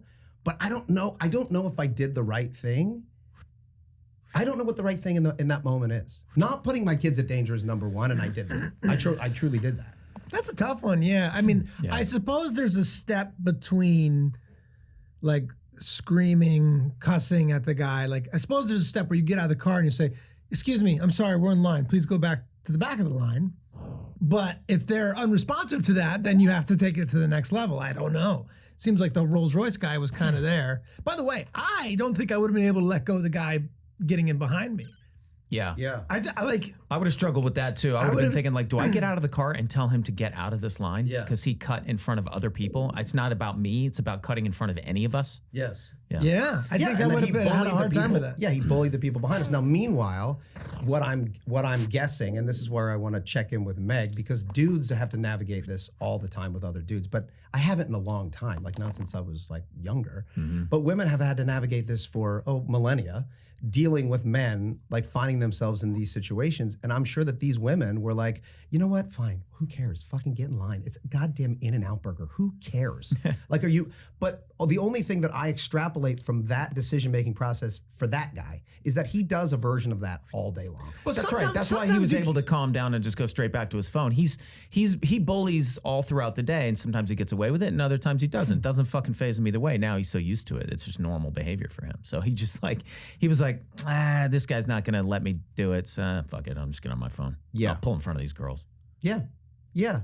It was psychotic almost. Like It is psychotic. I'm gonna not care about people so much that I'll block traffic. Yeah. With my Rolls Royce to get in because people have let me do this for, and then I physically feel something right now. Yes. Like in my body, I can feel fury and rage kind of boiling up in there. It's in there. I'm like, oddly enough, just hearing the story. We went to the batting cages a few weeks ago, and I realized as we were stopping and starting, I realized I had 2 aluminum bats in the trunk of the car because they kept clinking, and I was like, there was a point in which it was already past the event, and I kept hearing them clink, and the more that I heard them clink, the more I was like, if things go south, I know I have those bats back there. I'm gonna fucking destroy this guy's car and maybe destroy him. Yeah. And I truly believe I would have done it.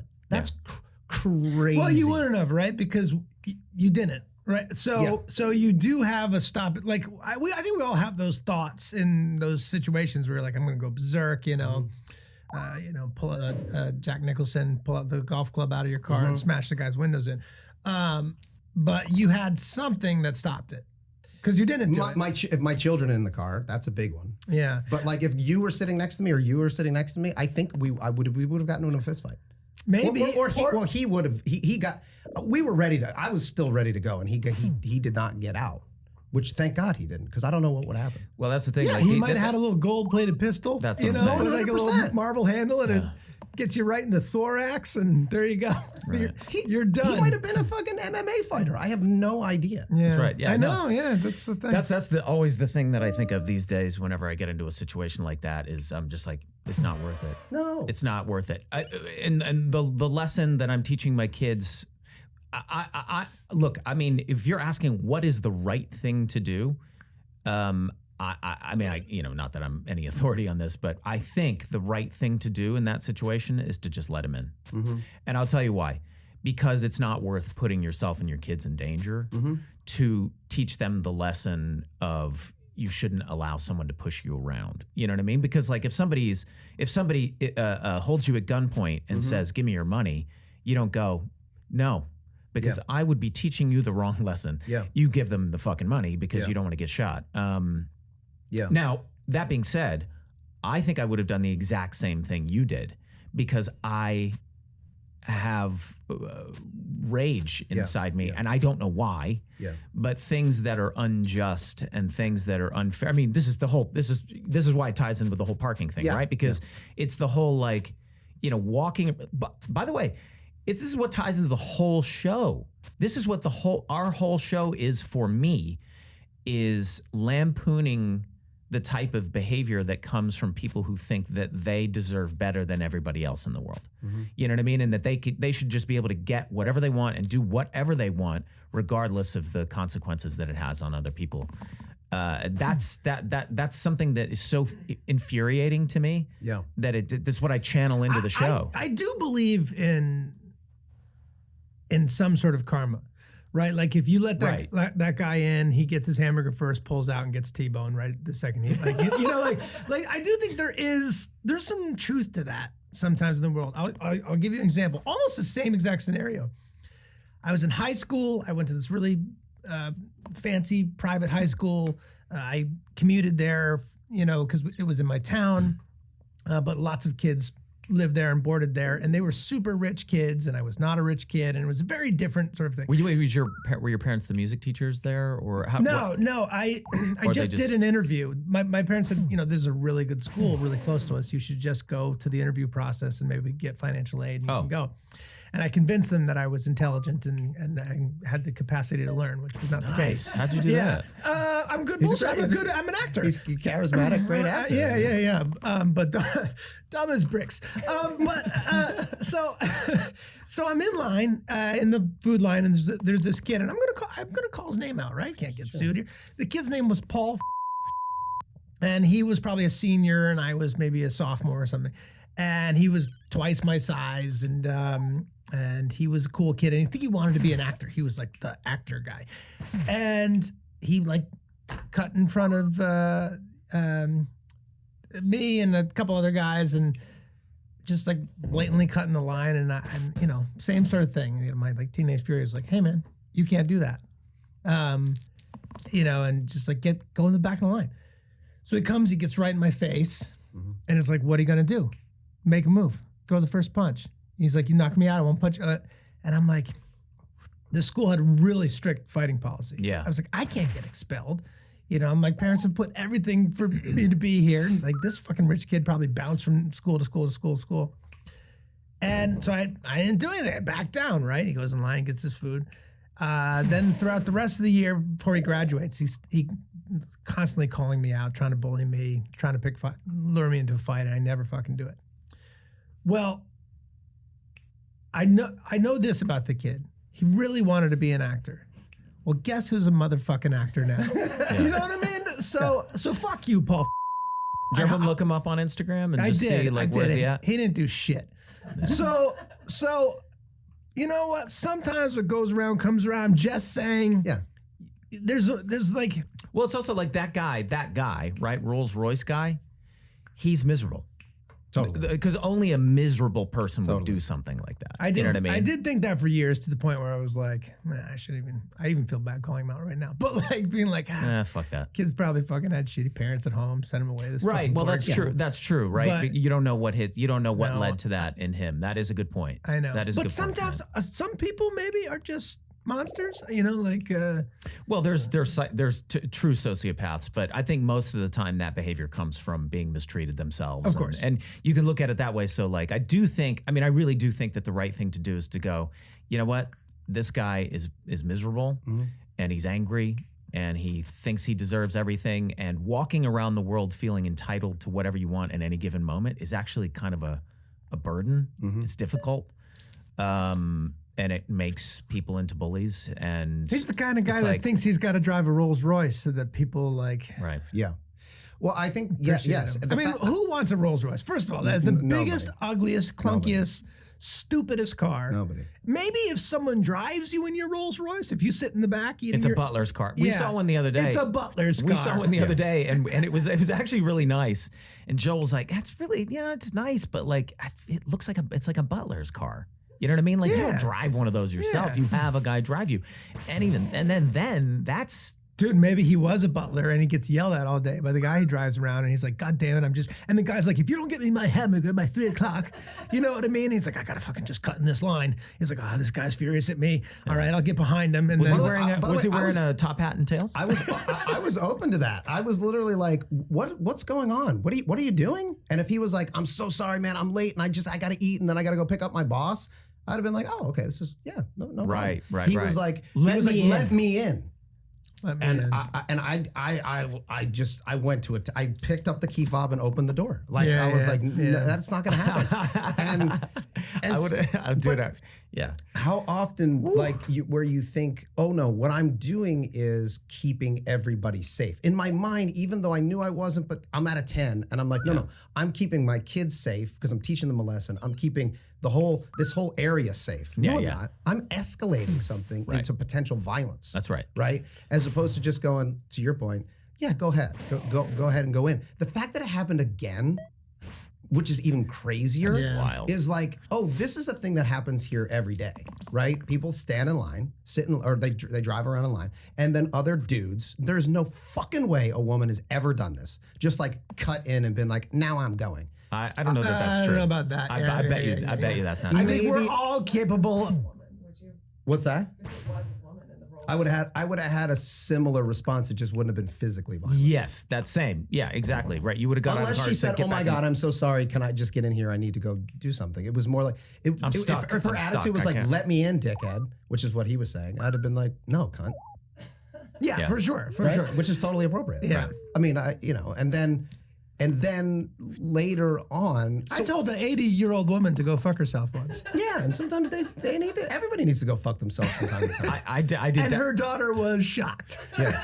Well, Axel and Leo have basically spent the night and the day saying, "Go fuck yourself, because that's what I said to the Oh, second. boy. To the second guy. But Yeah. Whatever. All right. Well, Oddly enough, earlier in the day, now this is not what I'm thinking about while this is happening, but earlier in the day, I have one son who struggles with giving up power and control. He needs to have control and power. My other son struggles with him giving too much of his own power away. And it manifested in a very silly way, but like the one kid always needs the remote control, like always. And he gets to dictate what they want, what they watch. No, that and kid. I'm like, yeah, of course, everybody with kids does. And like, this is great. The other kids got to have the remote control now because you have to practice, first kid, you have to practice giving up power and you have to practice taking power in difficult situations. So it was kind of like manifesting itself in real time where I was like, oh, wow. Youngest son, you have to see that like you can't let people walk all over you and just because otherwise they'll just keep cutting in line. But to what point am I saying to your point, Glenn, earlier, like, am I saying actually you should do that at all costs? Right. That's dangerous.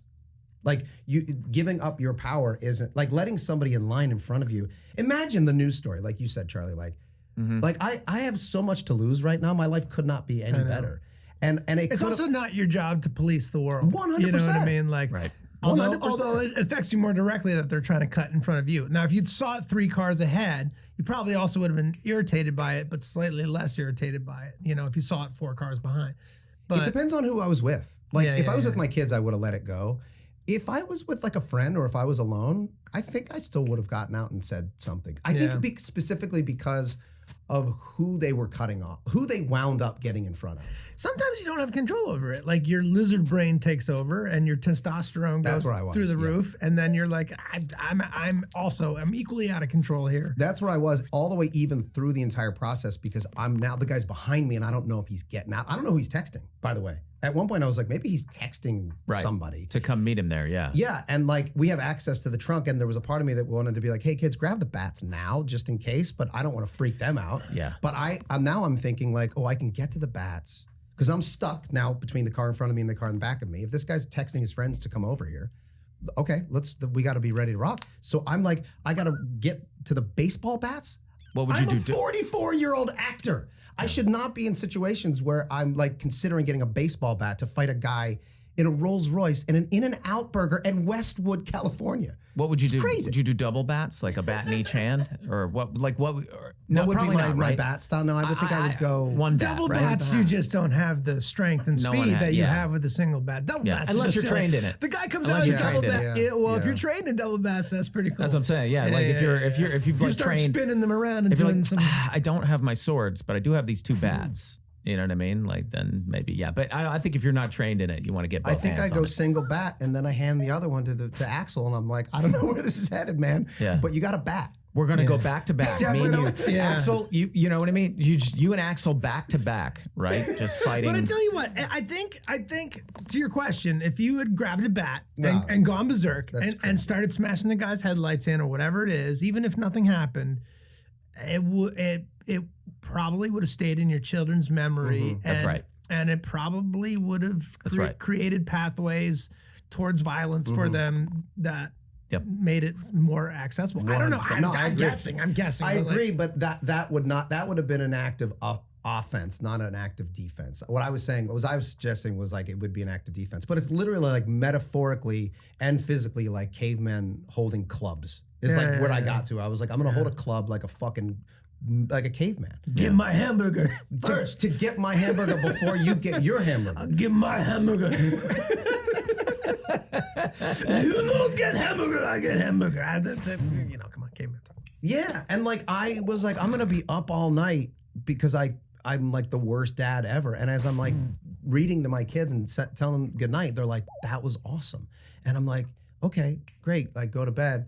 And then I was like, I'm not gonna be able to sleep. And then I slept like a fucking baby. Really? Yeah. You thought your adrenaline was just going to keep you up? Yeah, What were you I thinking think I about? would you kept replaying it in your head the way, Yeah, like I was putting my children in danger, right? But then I don't know. I think my adrenaline just dumped and I just fell So asleep. you went through that last night, and then you came to work this morning, and you thought, you know, it would be a funny joke. Yeah.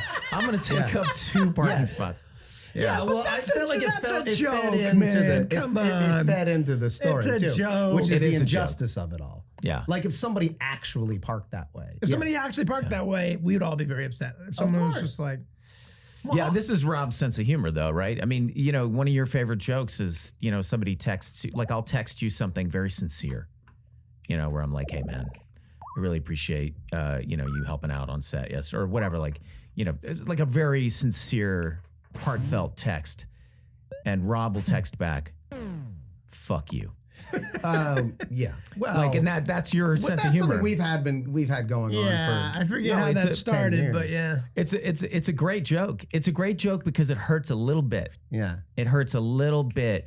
And that was, I have to say, like when you and I first met, because that's always been your sense of humor, and I've always had a strange sense of humor, and I think it was in there to sort of have that kind of thing. But you would make jokes and do shit like that when you and I first met, to the point where I was like, I don't know if I like this guy. Mm-hmm. Because I was like, I wasn't quite sure.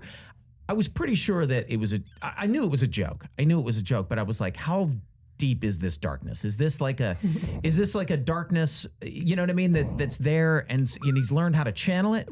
Or is this like a dark guy who's going to bring me down? If this is a Northeast thing, but I find you and your buddies and like that sense of humor to me is very familiar from New England. I find it comforting. Yeah. Whereas when I started dating Mary Elizabeth and she grew up in the South and then was in Texas and then out here, that she was less open to like.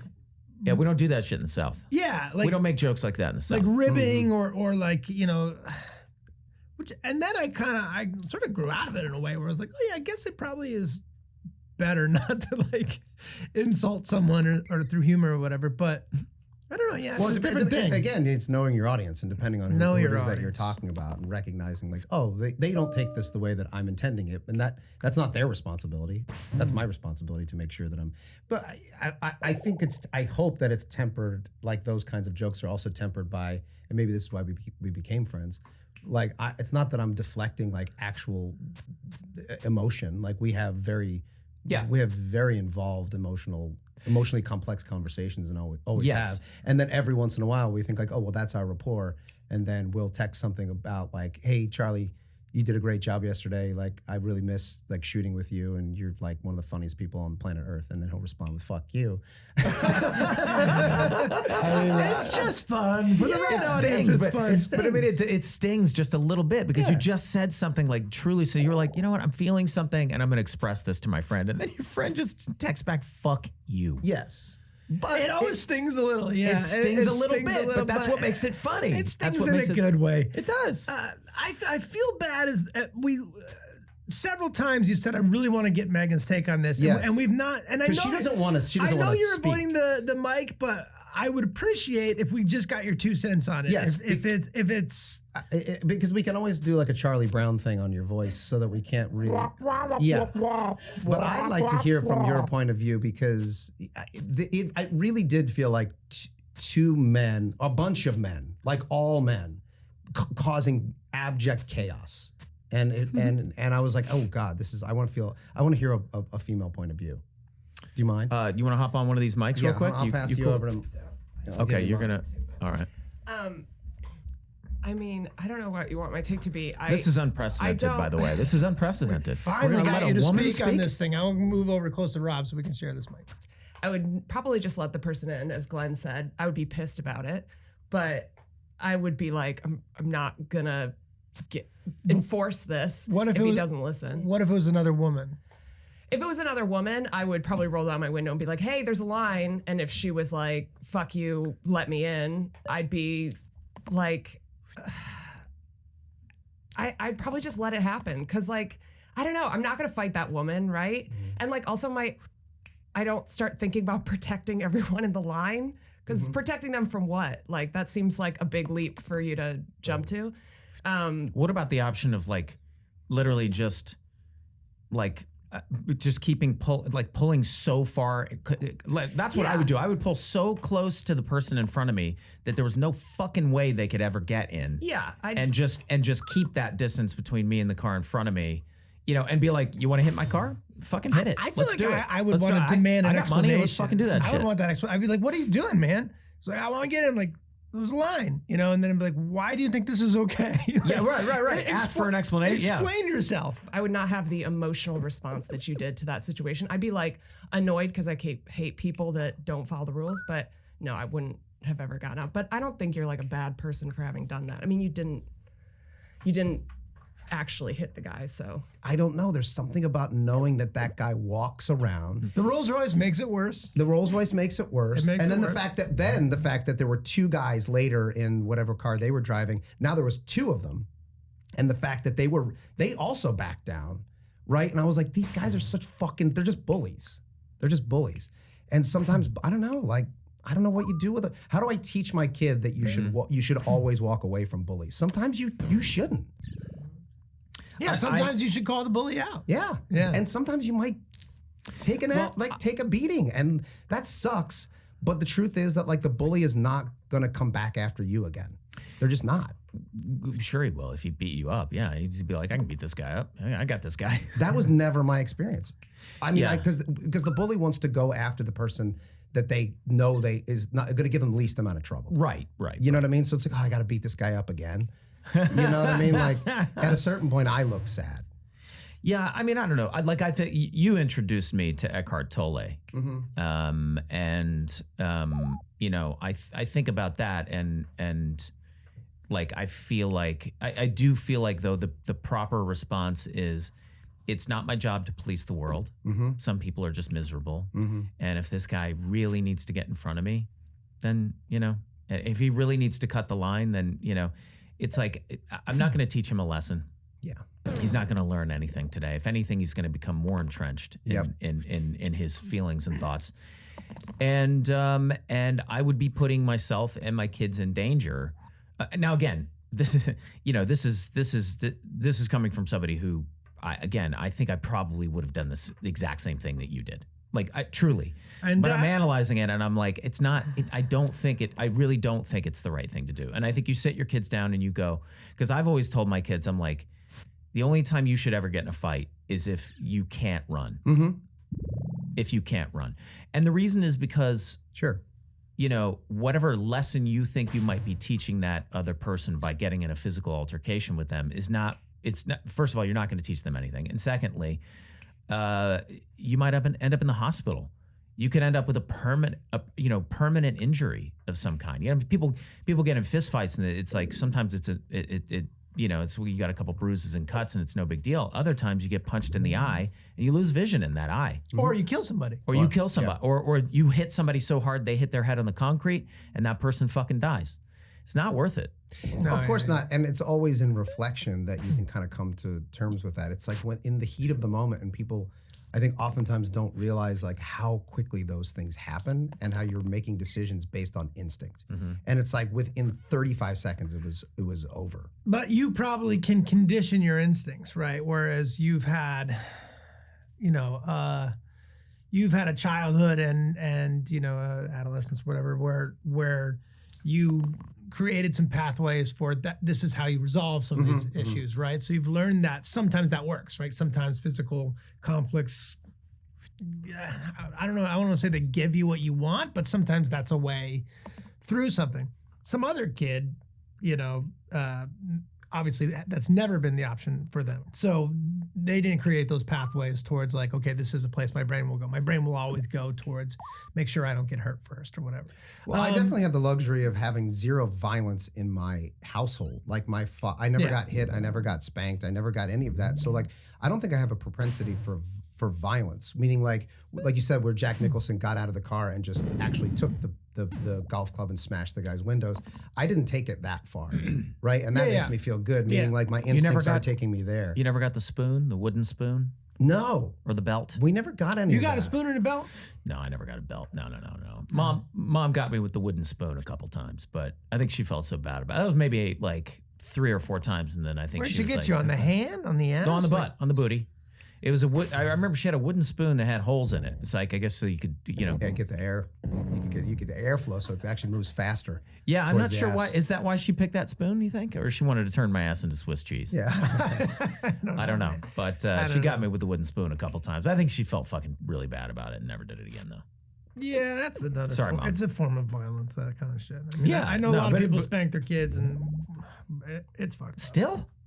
Well, I know some. Yeah, Still. Yeah. You know, That's It's not. that's a whole other podcast. That's a whole other thing. Yeah, but I think I'm lucky that I never had that in my life, and so maybe that's the difference. But and I'm sure that I'll bet you that guy in the Rolls Royce and the other two is just a piece of shit. His parents are pieces of shit, and so he's a piece of shit. Yeah. Or maybe And I wish I could maybe stay they're out not. of his life. Maybe they're not. Too. That's the other thing. Sometimes they're not at all. They're not at all what? Pieces of shit. Like there are plenty of kids And who he's just a are, bad egg. Yeah, are bad eggs. Great parents. Right. That happens too.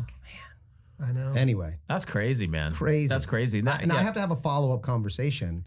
You should, yeah. Today. Yeah. You know. Yeah, for sure. I think you got to stay on that one and Yeah. make sure it gets processed the correct way. Yeah. And if you're out there, Rolls Royce guy, you're listening. Maybe you're a fan of Sonny. I don't know. Maybe that's why you decided to check out because you were like, oh, I don't want to. I don't want to beat this guy up. He makes me laugh. Yeah. I'll let him live. Maybe you're like, I killed too many people already today. I'll let this guy I'm gonna go. let him It, live. it crossed my mind. I killed a I'm man like, for this Rolls Royce. You think I'm this like, is mine? maybe I can't this afford guy this. actually has more discipline than I do. Maybe he's like a hired, maybe he is someone's driver and he's like a killer. I don't know. You never who know. he You was. never know. You never You know. never know. But I'm not thinking that in the moment. I'm at a 10. Yeah. Anyway. Yeah. Yeah.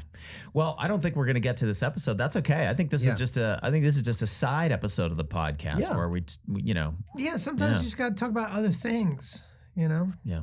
Which is Yeah. fine. All right. Well, Yeah. I'll let you know how the conversation goes with the kids or offline. Maybe that's just good for one episode, I think. Well, I don't know. Maybe we could do a follow up next time. Okay. Just to see. Who knows? But is there something funny that somebody wants to say to entertain, or are we just going to talk at these people? Well, I mean, there was a lot of funny in there. I I'd think. say a 44-year-old man getting almost into a fist fight in an In-N-Out parking lot for kinda the funny. sake of who gets the hamburgers first is pretty funny. Yeah. Definitely the thought of It's Mac. sad. Definitely It's the thought pretty of good. Mac getting beat up in front of a hamburger store In front of his kids. is very funny. In front of his children. Yeah. It could Ooh. have happened. It could have very easily happened. It's just funny when I was younger. Like I didn't think about the consequences of getting in a fight. Like I didn't get in that many fights. I got in a few fist fights, and nothing really ever that bad happened as a result. But now I think about it. I'm like, don't break my hand, or like, you know what I mean? I'm gonna fucking tweak my back. I'm gonna throw my back out. It's just not worth it. You know what I mean? I'm like, or this guy's a psycho. He knows MMA, and you know, I just think I can sort of like. Usually, I think I can psycho-eyes my way out of most of those. Like that has gotten me out of most physical altercations. Psycho eyes. No, really. I mean, like, because I get so furious. I get so enraged that the impression I give is that I will fucking kill you. I will fucking kill you. And I've felt that. for me, Yeah. Well, I mean, in a comedic sense, that's what we try Oh, to yeah, harness. yeah, That's yeah. why it's so funny. yeah. We all have that fire inside. Like I think I could go pretty psychotic if I had to. Yeah. Oh, definitely. Yeah. No, you got it in you. I'm dangerous. Dangerous man. Charlie Day's a dangerous man. Yeah, it everybody. was crazy. Charlie Dangerous. He's got a banana on his shirt, but that's all right. I That's all right. Well, God bless you guys. Thank you for hearing me out. And Hey, I guess Rob. we'll pick it up. Yeah. Fuck you. Yeah, hey Rob, really, in all seriousness, no, but in all seriousness, when you're talking about your kid, nah, I'm just kidding. Fuck you.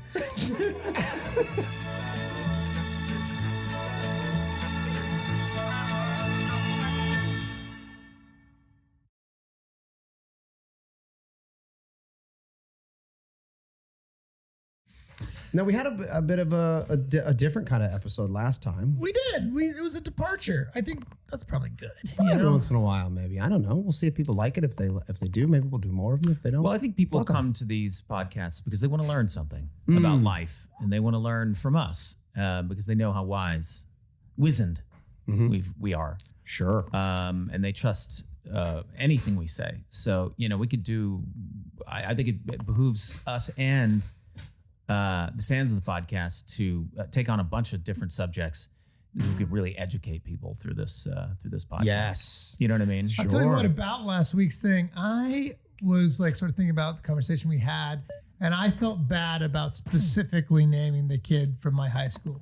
Well, His we name. could beep it out. I think maybe we ought to. Only Yeah. because it's like then I'm just passing down the bullying. Now I have the upper hand and I'm slamming down the bullying. Yeah. Yeah. And bullying only stops when someone takes the high road.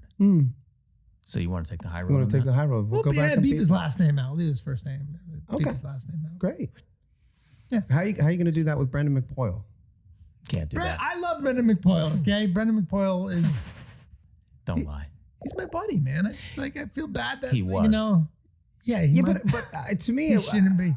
To me, it's like Holy shit, What's Rob, up? that What's up? cat is giant. You got Yeah. a giant cat in your I got a yard. big, beautiful cat. I love him.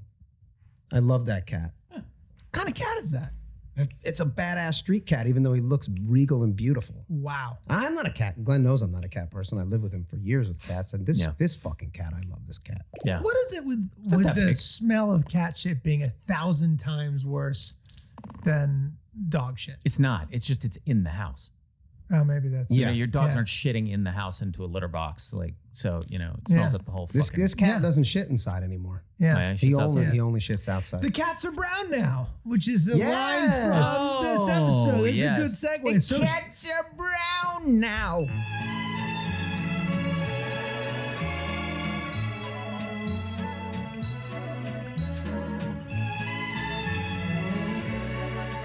So let's talk about Miracle. What is the title? The gang exploits a miracle. The gang exploits a miracle. Exploits. That's good. Yeah. Yeah. What do you guys remember about this episode? I mean, I well, first of all, I mean, most significantly, it's the introduction of Rickety Cricket.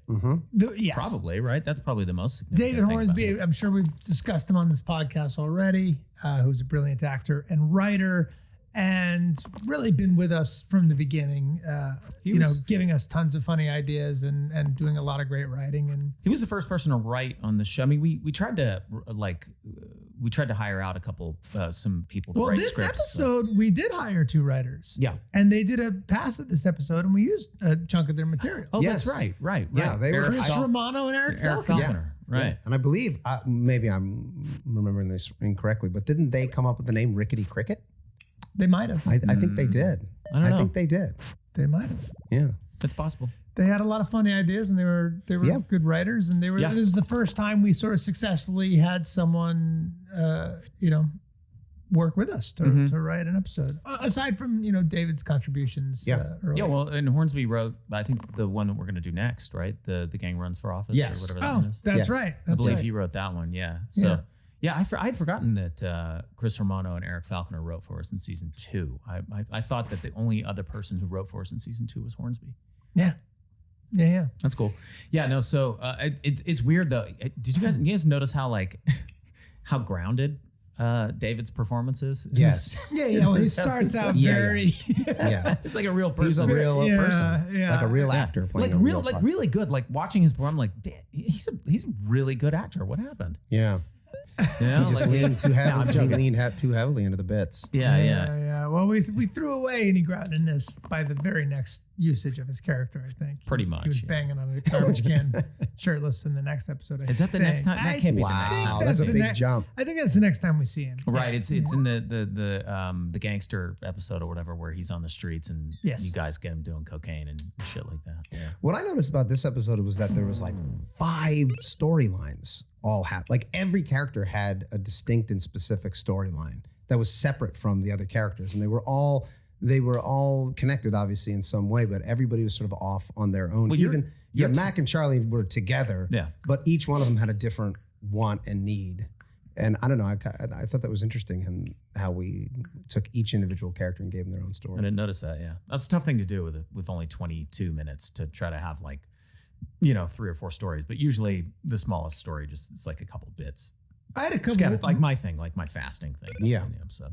I found that very amusing. I found the stuff between you and me very amusing. I had some real genuine laughs that I sort of was in my memory. I remember feeling like, this one's not so great. Yeah, and then same. I watched it and really enjoyed it.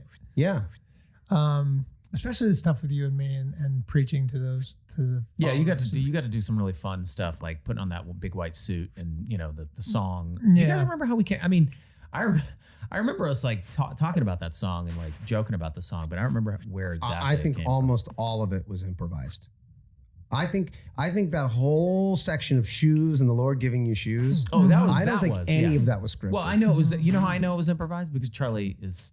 You can see how amused Charlie is as he's coming up with the whole like shoe thing. You know, trust in God, He'll give you shoes, but you can see. I'm laughing. He's got a smile. You know, I was thinking about that too. I was thinking, it's funny, right? Like, okay, you go do some drama, you're not going to be amused the whole time, but you get together, you're making a comedy, and you start playing with an area, and you find it amusing, and there's something in that high wire act of like, obviously we put a lot of hard work and we take what we do very seriously, and then it's completely not serious to the point where it's almost okay to just be laughing while you're doing it. Mm-hmm. And there's some spark there. I don't know. I don't know if I can. I wonder if like subconsciously, because I see it in other shows, right? Where I'm like, oh, I think that person is laughing. But I think at the end of the day, maybe even subconsciously, you're like, oh, they're having fun doing what they're doing. I think so. And I think on a show like this that can be so like acerbic and aggressive and difficult like subject material, like to see that we're having fun, and that we're making fun of the people that we're playing. Or I feel like there's like this could all fall apart at any moment, Mm-hmm. kind of a feeling to it, right? Which is like it's hanging on by a thread, and that's why it's funny. Yeah, because when you find it, if you find something as you're standing on that high wire, it's really gratifying to just know that you've hit on something that's going to strike a chord, or at least that you think is funny. Yeah. I remember distinctly that priest spitting directly into my face, and I how remember fucking that. disgusting that Yeah. was. Oh yeah. And I then remember that. and then we got a little bit into this yesterday, but like how often we have characters spitting into each other's faces. Sure. It's a lot. yeah. Like maybe Yeah. the most in the history of any comedy ever, right? Like, because that's not necessarily funny. No, it's pretty wildly gross and like not. Yeah. It's so the kid spits in your face in the abortion episode. Oh yeah. The Yeah. priest spits in your face. Then we have the 1776 episode where like 3 or 4 different people spit in Hornsby's face. In Hornsby's face. Yeah. What else? Is there more than that? Am I? I'm that sure. that I'm alone. sure if you. Really, Hornsby gets his face spat on so many times in that 1776. Yeah, he took it like a champ. He really did. By the end, though, It's he a was runner. like, That's enough. He's like, that's enough, guys. Come on, like take after take of it too. Like, how many times did that priest spit in your face? I think one. I think that was a one. We got it, and Yeah. And it's that like, guy I was also- hilarious. Yeah, and I don't know that he was too far off from the character he was playing. No. Well, I'll tell you something. I looked him up. Did you guys look him up? He's still alive. No, he Wow. is not. He's How still old alive. is he? Well, I mean, I don't know. Maybe I looked him up on IMDb. Maybe they don't know that he's dead, but he was born in 1930, as I recall. So he would have been 76 when he made the episode with us. So now, Oh, he looked bad for 76. Yeah.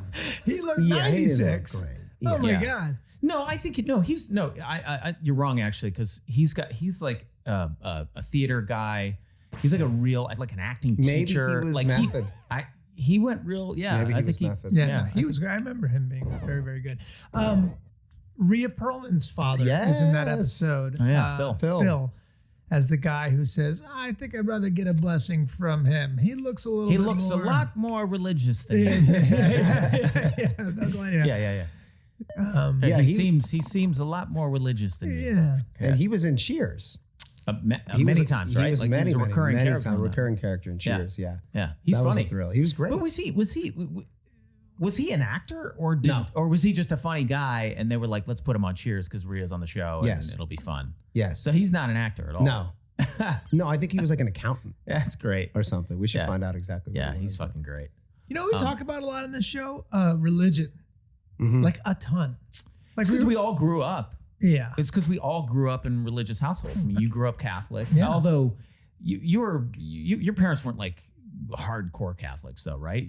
They just were Catholic. No, Or- I went to every Sunday. I did all the. oh, so they were. Yeah. Okay, and obviously your dad was pretty religious, right? I Yeah, mean, it's what- all very confusing. Well, I definitely grew up Catholic, went to Catholic school all the way through. But did you we sort did you of go to church waxed every and waned. weekend? Did you go to church Oh, yeah. every Sunday? Yeah, every Sunday. Every Sunday. Did you go to Sunday school? No, we didn't have to go to Sunday school because we went to Monday through Friday school, Oh, where we right. got the Catholic beaten right into us. Right. Yeah, and I grew up Methodist, church every Sunday, Sunday school. I mean, church was like in our lives, like the church we went to in Montgomery, Alabama was I mean, it was huge. What it was like, it was like a mega church before there were really a lot of mega churches. You know, they even had, I think they had their own show, but it wasn't as big as like the Joel Osteen type thing or anything like that. But for the area, I mean, it was huge. And so like the youth group they had a youth group, and that whole aspect of it was so fun. I mean, we had a full that's when you went to the camp. We had a full court basketball court. We had like, you know, all kind of games and stuff. They were always like putting together activities and stuff, you know. So I spent a lot of time, you know. I think the major difference that I see is like the vast majority and for better or for worse, it seems like more people from like that section of the country, that like Methodist born again, they truly believe. And I feel like I was just surrounded by people who didn't, but they just go because that's what their parents did and their grandparents did and their parents before that. There wasn't a lot of like dialogue really. It was just like, this is what you Catholic do. thing, you can just kind of like check in and check out. Like it becomes like there's you're a lot more of a that. part of your identity, but it's not really like something you're It's you're almost actively engaging But there's less in. of the social thing of like, explain this to me. So lots of battles, bloody wars, hatred, pointing fingers between, you know, a Protestant and Catholic, let's say in Ireland, or just like a Baptist. They went a lot further than pointing fingers at each other. Yeah. Pointing all sorts of things. Pointing guns. Pointing things that explode. That's just, it's just fucking bananas. It's the same religion. Well, It's the same God. But you're like, well, you guys are obsessed with the Virgin Mary. What is that? Right? We're not obsessed with that, with her over in the Protestants. I mean, we like her. You know, we recognize her contribution. But I think like, you there's guys a whole hate thing with the I Virgin. think you hate women more as a culture than I'm not sure. What was it that? Is that It had it's to not be that the we savior hate- as a man. No, we only hate women who try to act like they're equal to men. Right. The Okay. women who know their Okay, place, we that's- don't hate them. We Got love it, them. got it. We love them deeply. Right. Yeah. Right. So as long as you know your place, you're good. You're good with the Protestants. But yeah, what's the deal? Like, what is it about? Like, what is in you what guys' is it mind? about What is the person who gave birth to God? Yeah, no, Yeah. no, I'm sorry. Is that what is it about this person? And about but this? How she about a didn't even broader- have to get fucked to do so. Think about that. Oh, that goes back to the thing with my grandmother, how she said she'd never been with a man in spite of the fact that her daughter, my mother, was there to see her at the nursing home. God bless. So she saw herself in that same way. I But did sleep in a bucket of sperm one night, and I believe that's Yeah, it's soaked maybe in. how. it's soaked in. It could yeah. have happened that way.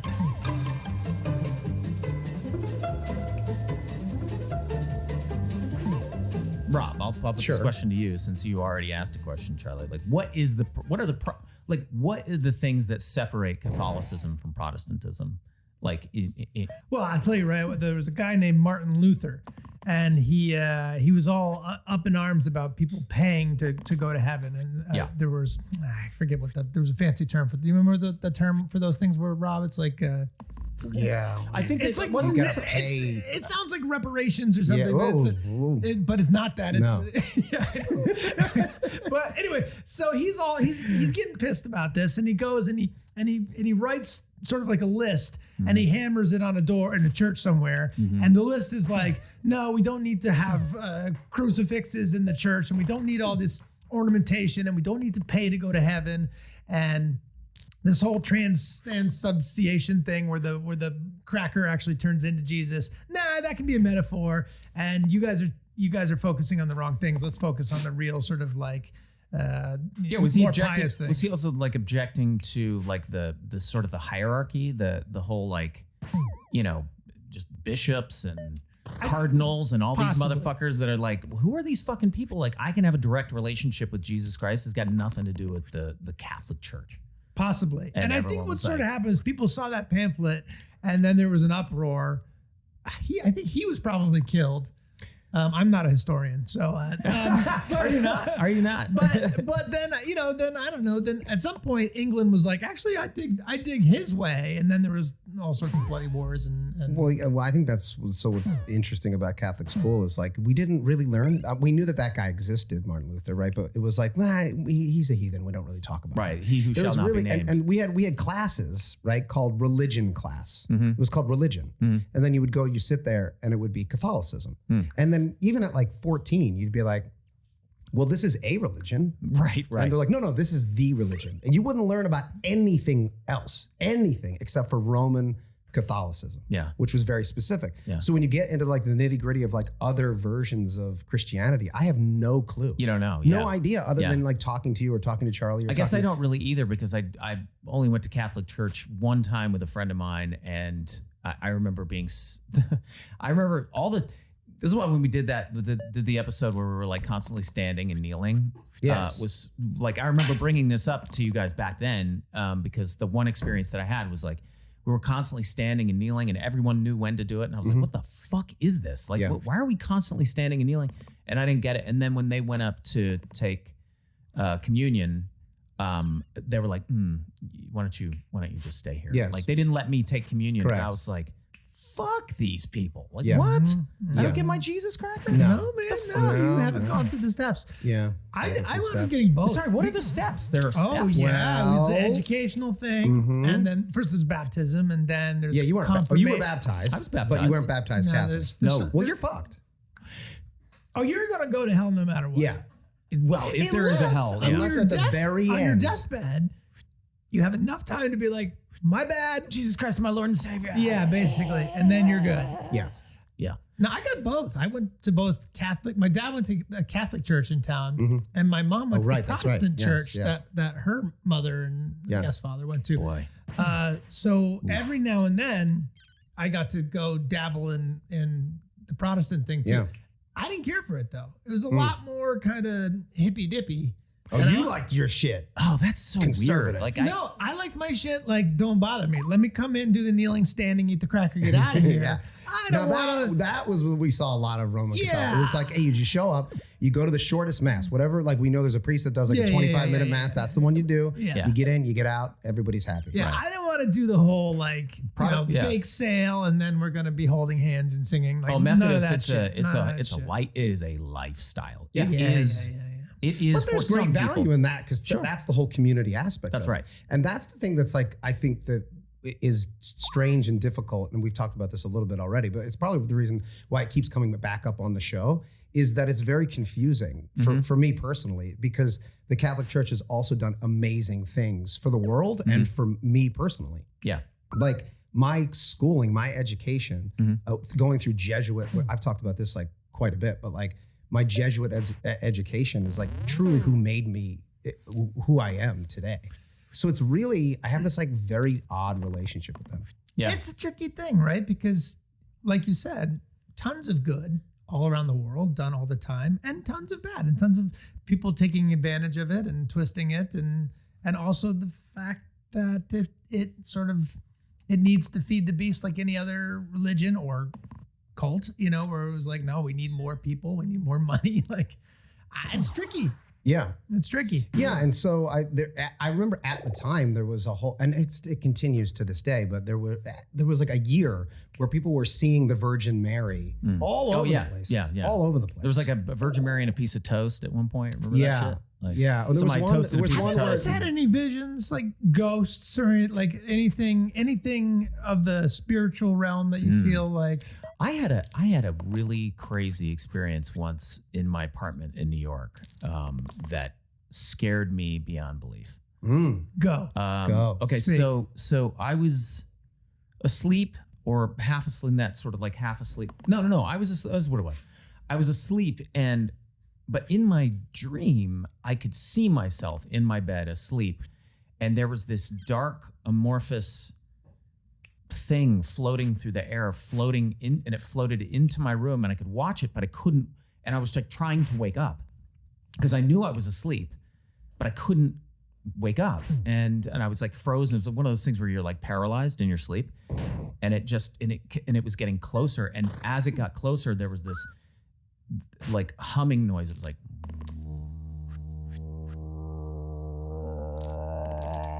I mean, it was freaky as fuck, and then it was just hovering directly over me, just like fucking this dark energy or whatever the fuck it was.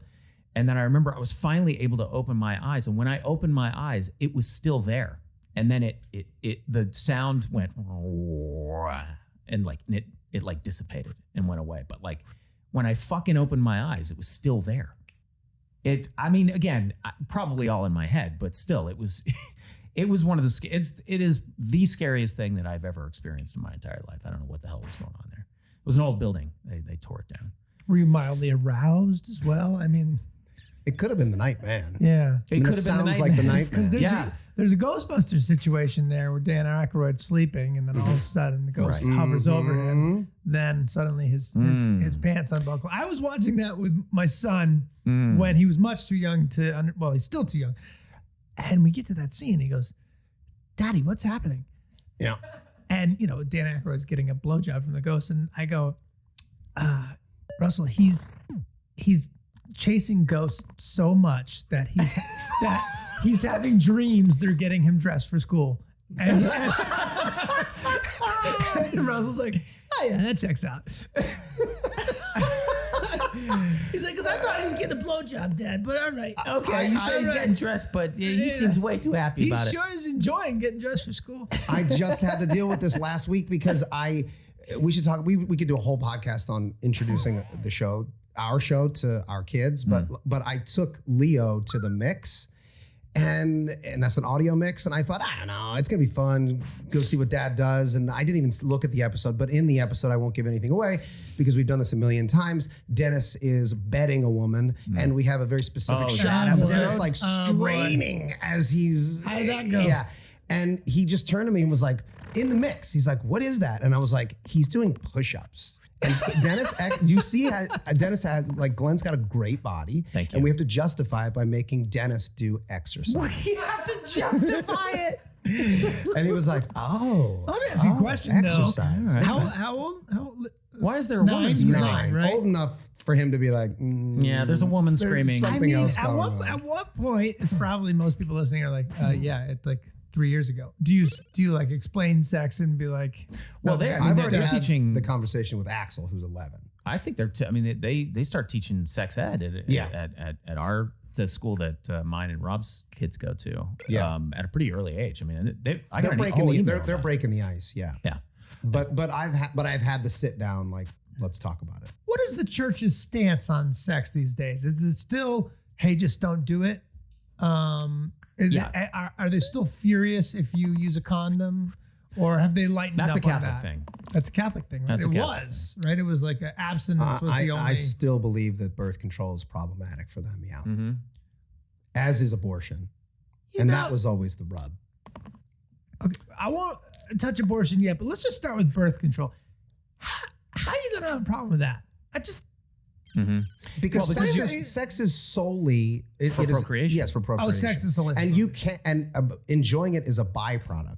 But Yes. but it is something that is blessed by God. This is for God, not for you, the Right. two of you to enjoy. But also, like the Catholic Church wants you to make more little Catholics. You know what I mean? Yeah. It's like they want more of them. You know, it makes the Can cult you stronger. imagine that information's first getting out to people where it was like, we will love each other like our brothers. Yeah. Only the poor and the meek shall inherit the earth. Yeah. Sex is really bad and we won't do it anymore. Oh, wait, whoa. Are you sure? Wait. Yes, quite sure. All sex? Yes. What about anal sex? Very bad. We're going to destroy a whole city where they're doing that nonstop. Rabble. A hand job? Still not good. Not great. Masturbation? No masturbation. None of this. well, I do know. Yeah, masturbation is taken away the problematic only- because you're taking the seed and you're killing the seed of, I of remember God. a specific thing like your seed was not supposed to touch the ground. Like Right. If it hit the Oh boy. yeah. Yeah. Yeah. Well, My seed never touches the ground. I try to avoid letting it touch the ground to this day. If it touches a cup or a sock, can it land in a river or a stream? That may have been the only time where women felt pretty good to be excluded from the conversation altogether. Because it was like, well, I guess we can just keep doing it. They're not even mentioning us because we Right. don't even matter enough. We can So diddle might as well- ourselves stupid. Yeah, because they're not even. Yeah, Absolutely. yeah, that's fun. Well, Next speaking command: women are your property. Damn. So close. yeah. Okay. Well, I like that one. Well, that works, but I can't have sex with them. No. Well, you can, but they got to get pregnant. But And you if they must don't, make babies. yeah, Then the women are like, God damn it. yeah. Well, I'll tell you guys something that on the surface is sexual, but it really isn't sexual. It's just about humiliation and comedy, and that's putting someone's balls Oh, on someone else's chin. okay. Let's talk about that. Or so the network, we originally in the script it was that we teabagged him, right? Because Yes. that's for those of you who aren't familiar with that expression, if you're listening to the podcast, you probably are. Teabagging is where you dip your balls into someone's mouth as and one would a teabag. And an unconscious person.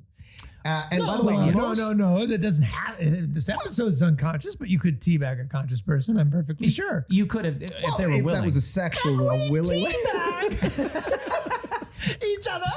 Yes, that's fine. That's fine. That's fine as long as it's only for comedy. If it's done for comedic purposes, Then it's fine. Both of my kids have asked me what teabagging is because that's a popular in a video game. There's a video game out there where they're teabagging each other. Wait, I'm sorry. what? In the game, What are you? What game are you letting your kids play? Fortnite. Oh, dude, So in you should Fortnite- get them off that crap. What are you doing? In they don't play it anymore, but there was a period 2 years ago where they were Teabagging their classmates. And yeah, they teabag each other, which when there's a dead body, they like basically crouch over it and they call it teabagging. And so I had to explain what that is. And Megan and I were talking about this yesterday. Like, this is where there's this very specific and dangerous gray line that is very specific to men and does not cross over into women, where it is theoretically funny to have a friend who's asleep and you put your dick or balls onto his head or face because he might wake up. Now, I would never do this to Glenn, for example. You got to know the audience because he's not going to find it funny. I don't think Charlie would either. But I know many guys, especially when I was 15, 16, 17, where if that happened to you, you didn't feel violated. You didn't feel assaulted, right? Because that's sexual assault. Yeah. I mean, legitimately sexual assault. But wait, to a dude. Come on. I mean, come on. Oh, yeah? Like, what happens if Megan's passed out right now? And we're like, that's sexual assault. Exactly. But if you pass out and I put my that's the balls point on I'm your trying to make. forehead and we take a picture, That's the point I'm trying to make. That's just hilarious. That's Come the on. point I'm trying to make, which is that there is a difference between doing that but you still have to recognize that it's a willing participant, meaning it's your buddy, and he's gonna wake up and be like, "Oh, they got me. Now I can like get him." No, but it can't be some stranger that you're doing it to. You're sticking your genitals That's what I'm into saying, his mouth. Like, what if it was there was something First of all- called plumbing? You know what I mean? It was like to plumb someone, and Yeah. and you enter their anus while they're asleep. Sure. It's the same. for comedy. It's the same thing. For comedy, for it's the not purpose of sexual. It's No. funny. Yeah. It's funny. You got plumbed. I will say it's a bizarre thing to actually do. Like, talking about it in a vacuum is one thing, but like I would never be like, hey, this is gonna be really funny when I put my genitalia into this guy's mouth. Like, Yeah. No, but I don't think I ever even did that in high school. I also but never saw anyone do it. the closest thing I can think is like we had a thing where if you were sitting and your back was to people, like every once in a while you'd look over and there was a dick on your shoulder. A dick or like a ball, dick and balls That's on your pretty shoulder. good. Yeah. And we would never ever, even at 16, we would never do that to like one of our girlfriends or a woman because we knew that was, even at 15, 16, that was inappropriate. But for dudes, like every once in a while, you'd just be sitting there and you'd feel something and you could feel a presence behind you. And then you knew it was there. You knew it was there. Yeah. And then you had to get it. You had to slap it as fast as you could before the guy knew Pulled that it it was away. coming. Yeah. Oh, that's But that's pretty like, good. you know. That's a good comeback to that, right? To slap Oh the yeah, penis. and that's why the balls stopped coming. Yeah, So right. the penis, you catch a penis with okay, you can get It's over gonna that. sting, but if it's you not get gonna- the whole nut sack. That's painful. Very painful. Yeah. That's Ouch. no, me and my buddies were not doing that to each other. No. Yeah, we were weren't doing that either. We don't do that in the South. I mean, the way like So that was just like a filler. That's like that was just you and your homoerotic friends. I mean, sometimes like a good draw a good mustache on somebody with Sure. a Sharpie, that Sure. kind of gag, you Yeah. know. But We had never- different kinds of friends. I think. Sure. Yeah. Yeah. Well, but I want to say, so I do want to talk about this because I remember us finding this so perplexing. The network would not let us say teabagging on the yeah, show. Would yeah. not. So we submitted balls to the chin to them, and they were like, "Yeah, that's fine." Yeah. And Strange thing. Like, so strange. who writes the rules? I guess the idea is maybe one's less offensive because you haven't entered the person's mouth. Technically, you've just put your balls on their chin. And that's like slightly less offensive somehow. I don't know. Now, I think if we wanted to put teabagging in the show, they wouldn't give a shit. Yes. They would definitely let us put it now. Yeah. Right? It is crazy as a society how, and this must go back to like a puritanical thing just from the roots of the country, but like, because we were escaping religion and for stricter religion. We were coming here and being like, no, we want to be more strict about religion. And why? I mean, our most popular movies are extraordinarily violent with people getting shot and blown up. And like, if you saw someone's penis, like that's way too far. That's taking things too far. What? That's crazy, right? Like, what? How did we come to this? No, I'd rather maybe see violence in a movie than a bunch of dicks, but but not everybody. But I There are know, lots of people who'd rather see dicks than violence. But it depends on the movie. It depends on the movie. Right. So there is a type of movie.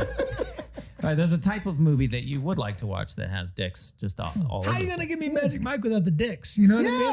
Like, Right. that doesn't feel very magic. I enjoy to me. looking at a dick. I like it. I don't have a problem. I don't have a problem looking at anything. Yeah. Okay. Great. Well, we've All right. established Good. that. That's great, guys. That's great. Well, I'm just saying it doesn't seem right. It seems like religion got in the way of us viewing dicks, especially dicks for comedy. Mm-hmm. Oh yeah.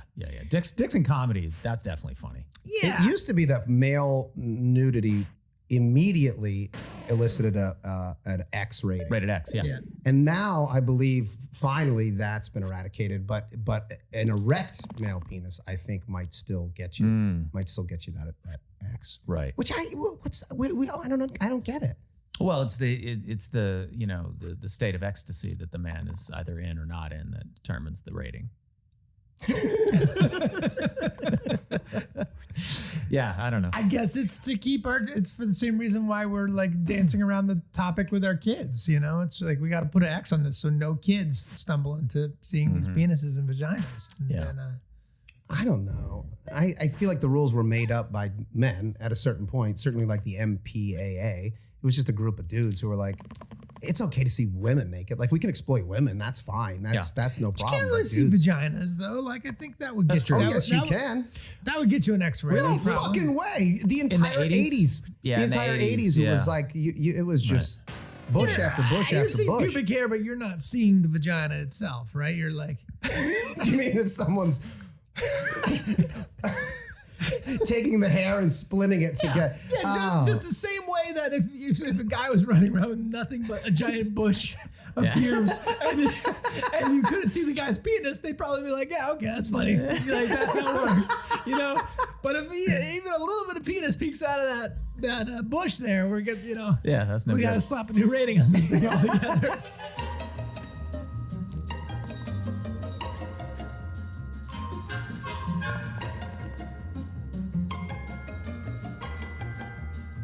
Well, what else about this episode? I mean, I know we've talked about my weird the diet. We've already discussed the diet. Yeah, we talked and about this is that, right? the episode where That's we why really we leaned wrote into it. we decided to write to it. Yeah. Yeah. How'd you fall off that bar stool? Oh yeah. Oh, that's a great stunt.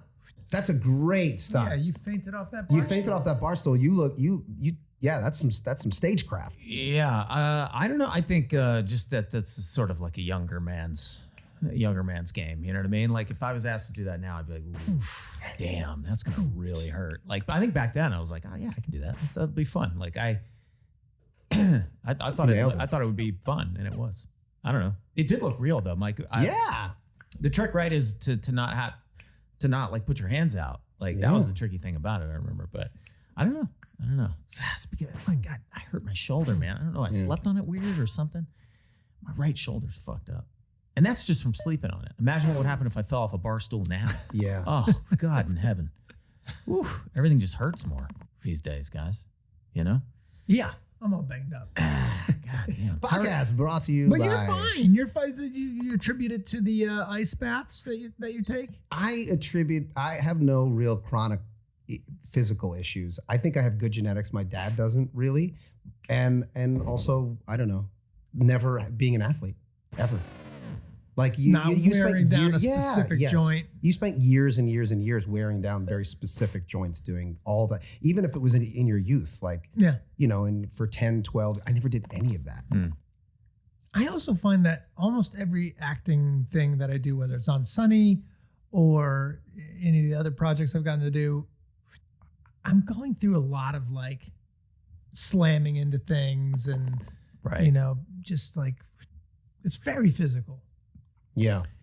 Yeah. When it comes to like the physical comedy stuff where you have to really like, you could, and that shit really, like, I think people think like there is a way to do all those things, all those stunts and things, like quote unquote safely, but that doesn't mean you're not getting hurt. You are getting fucking hurt. You're just not like breaking a bone ideally, or, something worse than that. But like, when you fall off of something or you get slammed into a wall, it fucking hurts. Yeah, it fucking hurts. You get bruised up. You get beat up. I mean, when we did Fist Fight, I'm not playing a guy who's supposed to look like Rocky Balboa in his prime, right? I'm playing the nerdy guy who doesn't want to be in the fight.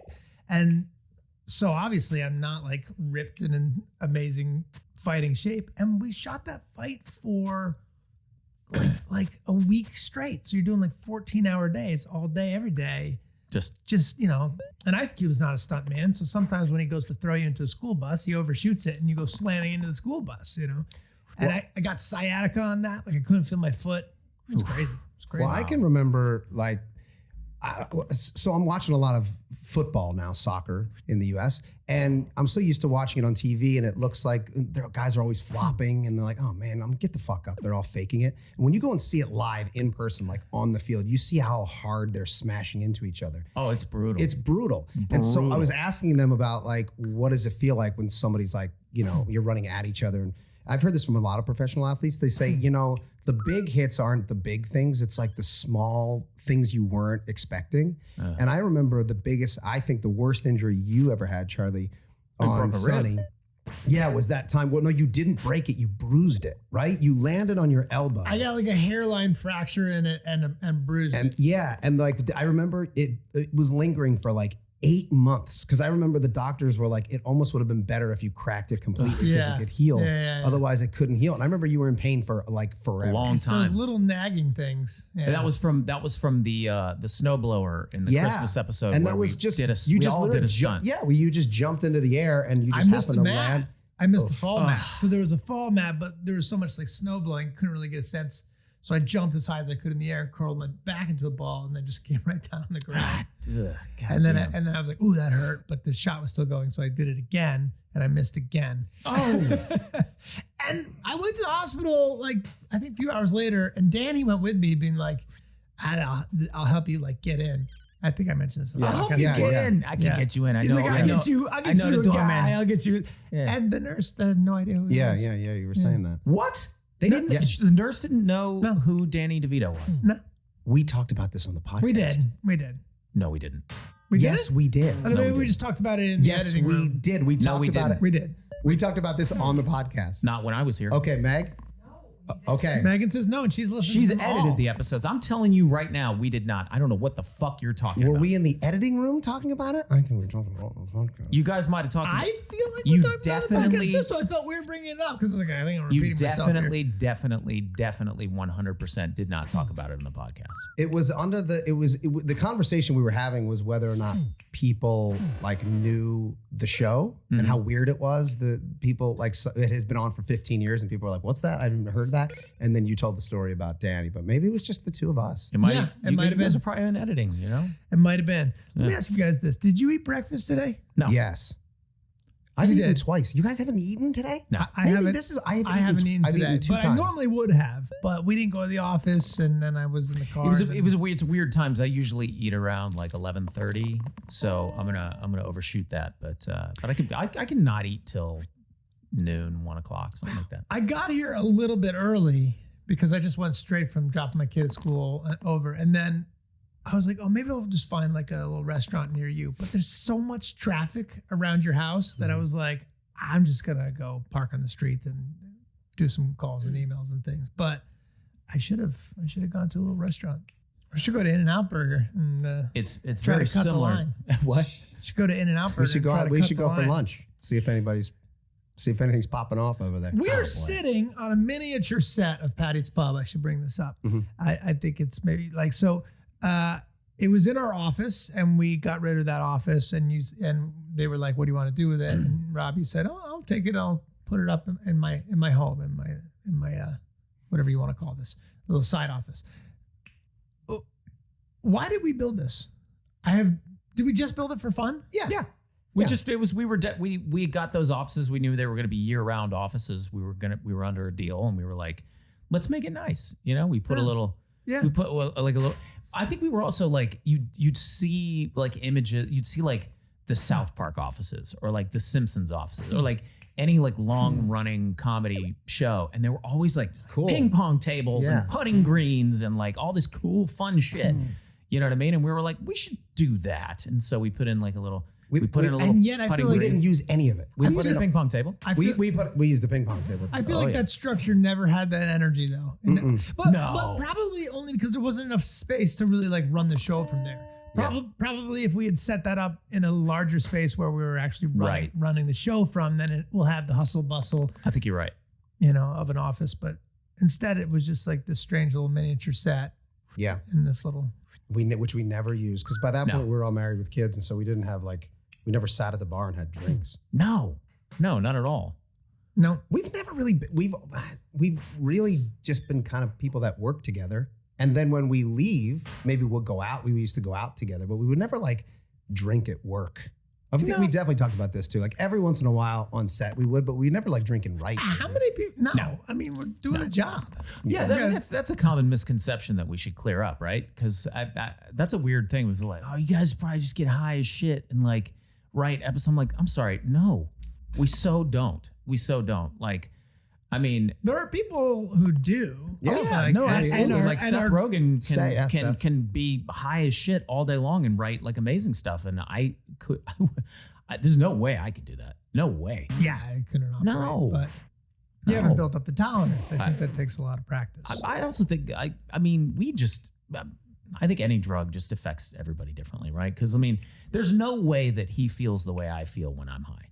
Yeah, Because if he felt the way I felt when he wouldn't. Yeah, he wouldn't do it. he wouldn't do it. He wouldn't do it. He's- I've tried every single kind of fucking strand. Me too. I've smoked it. I've gummied it. I've everything. Yep. It definitely affects. up your butt? Yes, you can put weed up your butt still. Very good.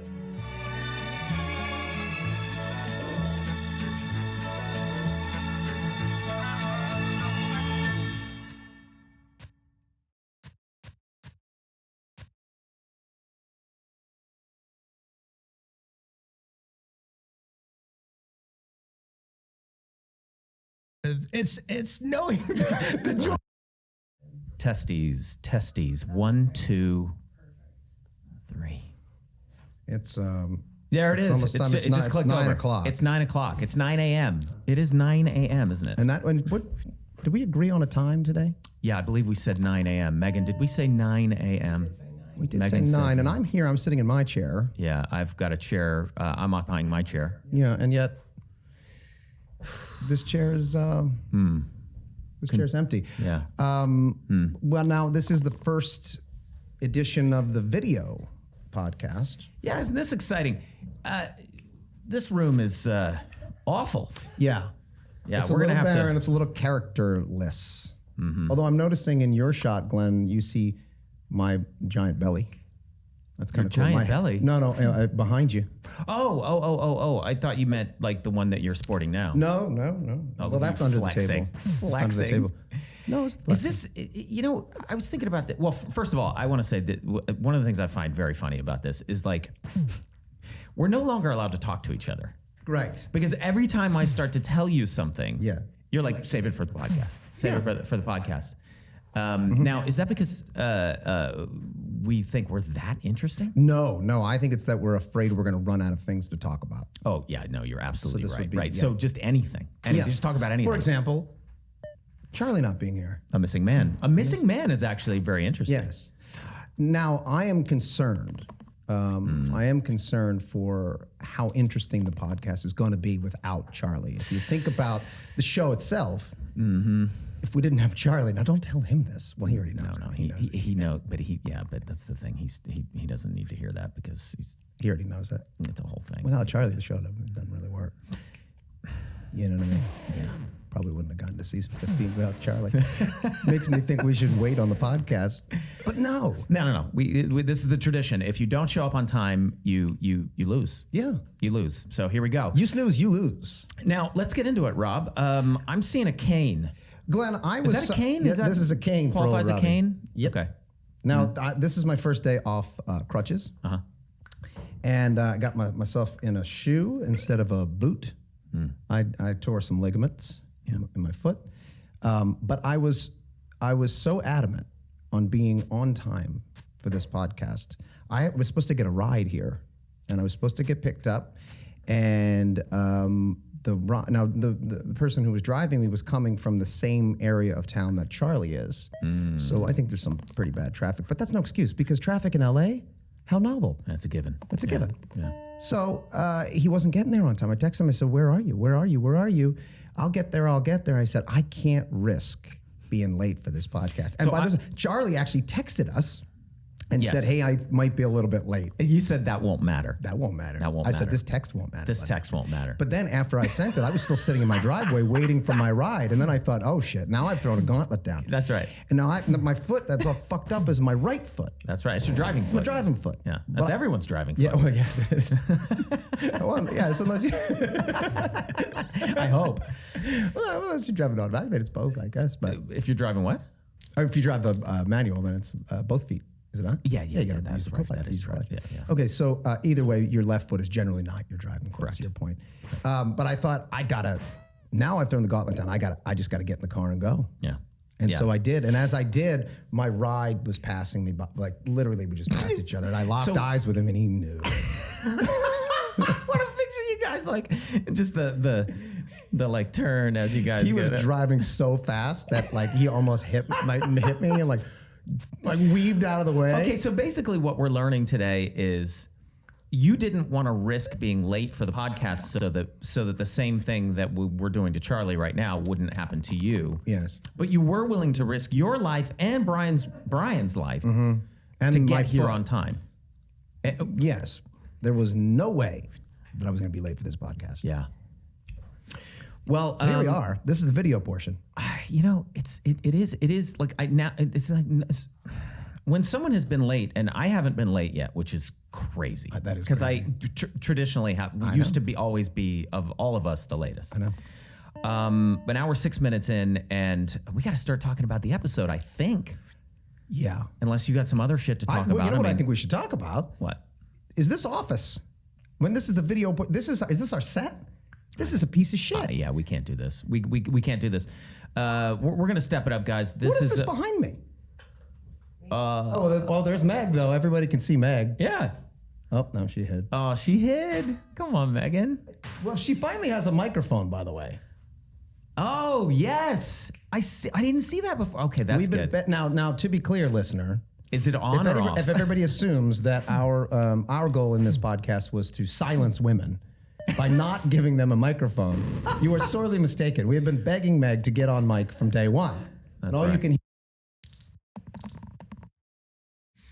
Now we had a bit of a It's no. we're all here. Just excited to talk to each other.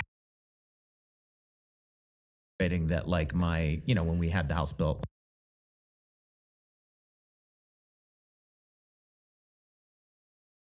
All right. I might need help getting these on. Great. Let's wait. Save it. Save it. Save it. Save it. Save it. Save it. buddy. Save it. Save it. Are we recording? Yeah, we are. There we go. Oh, thank you, Megan. Is that good? You guys are definitely going to see me wince a number of times over the course of this podcast. I will be wincing because the pain medication has not quite kicked in yet. Now, what are we on? Just Tylenol and Percocet. Okay. Yeah, which I had to fight really hard to get because the opioid crisis has basically made things like impossible to get something. And it's like, you know, I have a broken bone. I think like I should be able, like the orthopedist that I went to, who by the way said I was going to heal in 3 weeks and I didn't need surgery. So that's good. That's good news. Couldn't prescribe me a narcotic. And I'm like, you're a surgeon. Like I have a broken bone. Like you can't give me some, because they gave me Percocet at the ER, and it worked. Like it works. It does what it's supposed to do. It like makes you not feel the pain. You know what I mean? And then when I ran out of that and just was using Tylenol, I was like, this is horrible. Yeah. I'm in horrendous pain. They say though, if you combine the Tylenol with an ibuprofen, that it's as effective as a narcotic, and you don't have the sort of like either speedy or like super fatiguing. You don't get the fun part? You don't get the fun part. But if it's fun for you, if it's fun for some people. Some people don't like it. Yeah, some people don't feel like right on it. I also find it hard to believe this is going to heal in 3 weeks. I snapped my collarbone in half. I don't really understand, but that's what he said. And now, can you tell us the comedic version of what happened, or is it just going to be like a drag? Yeah, like did you?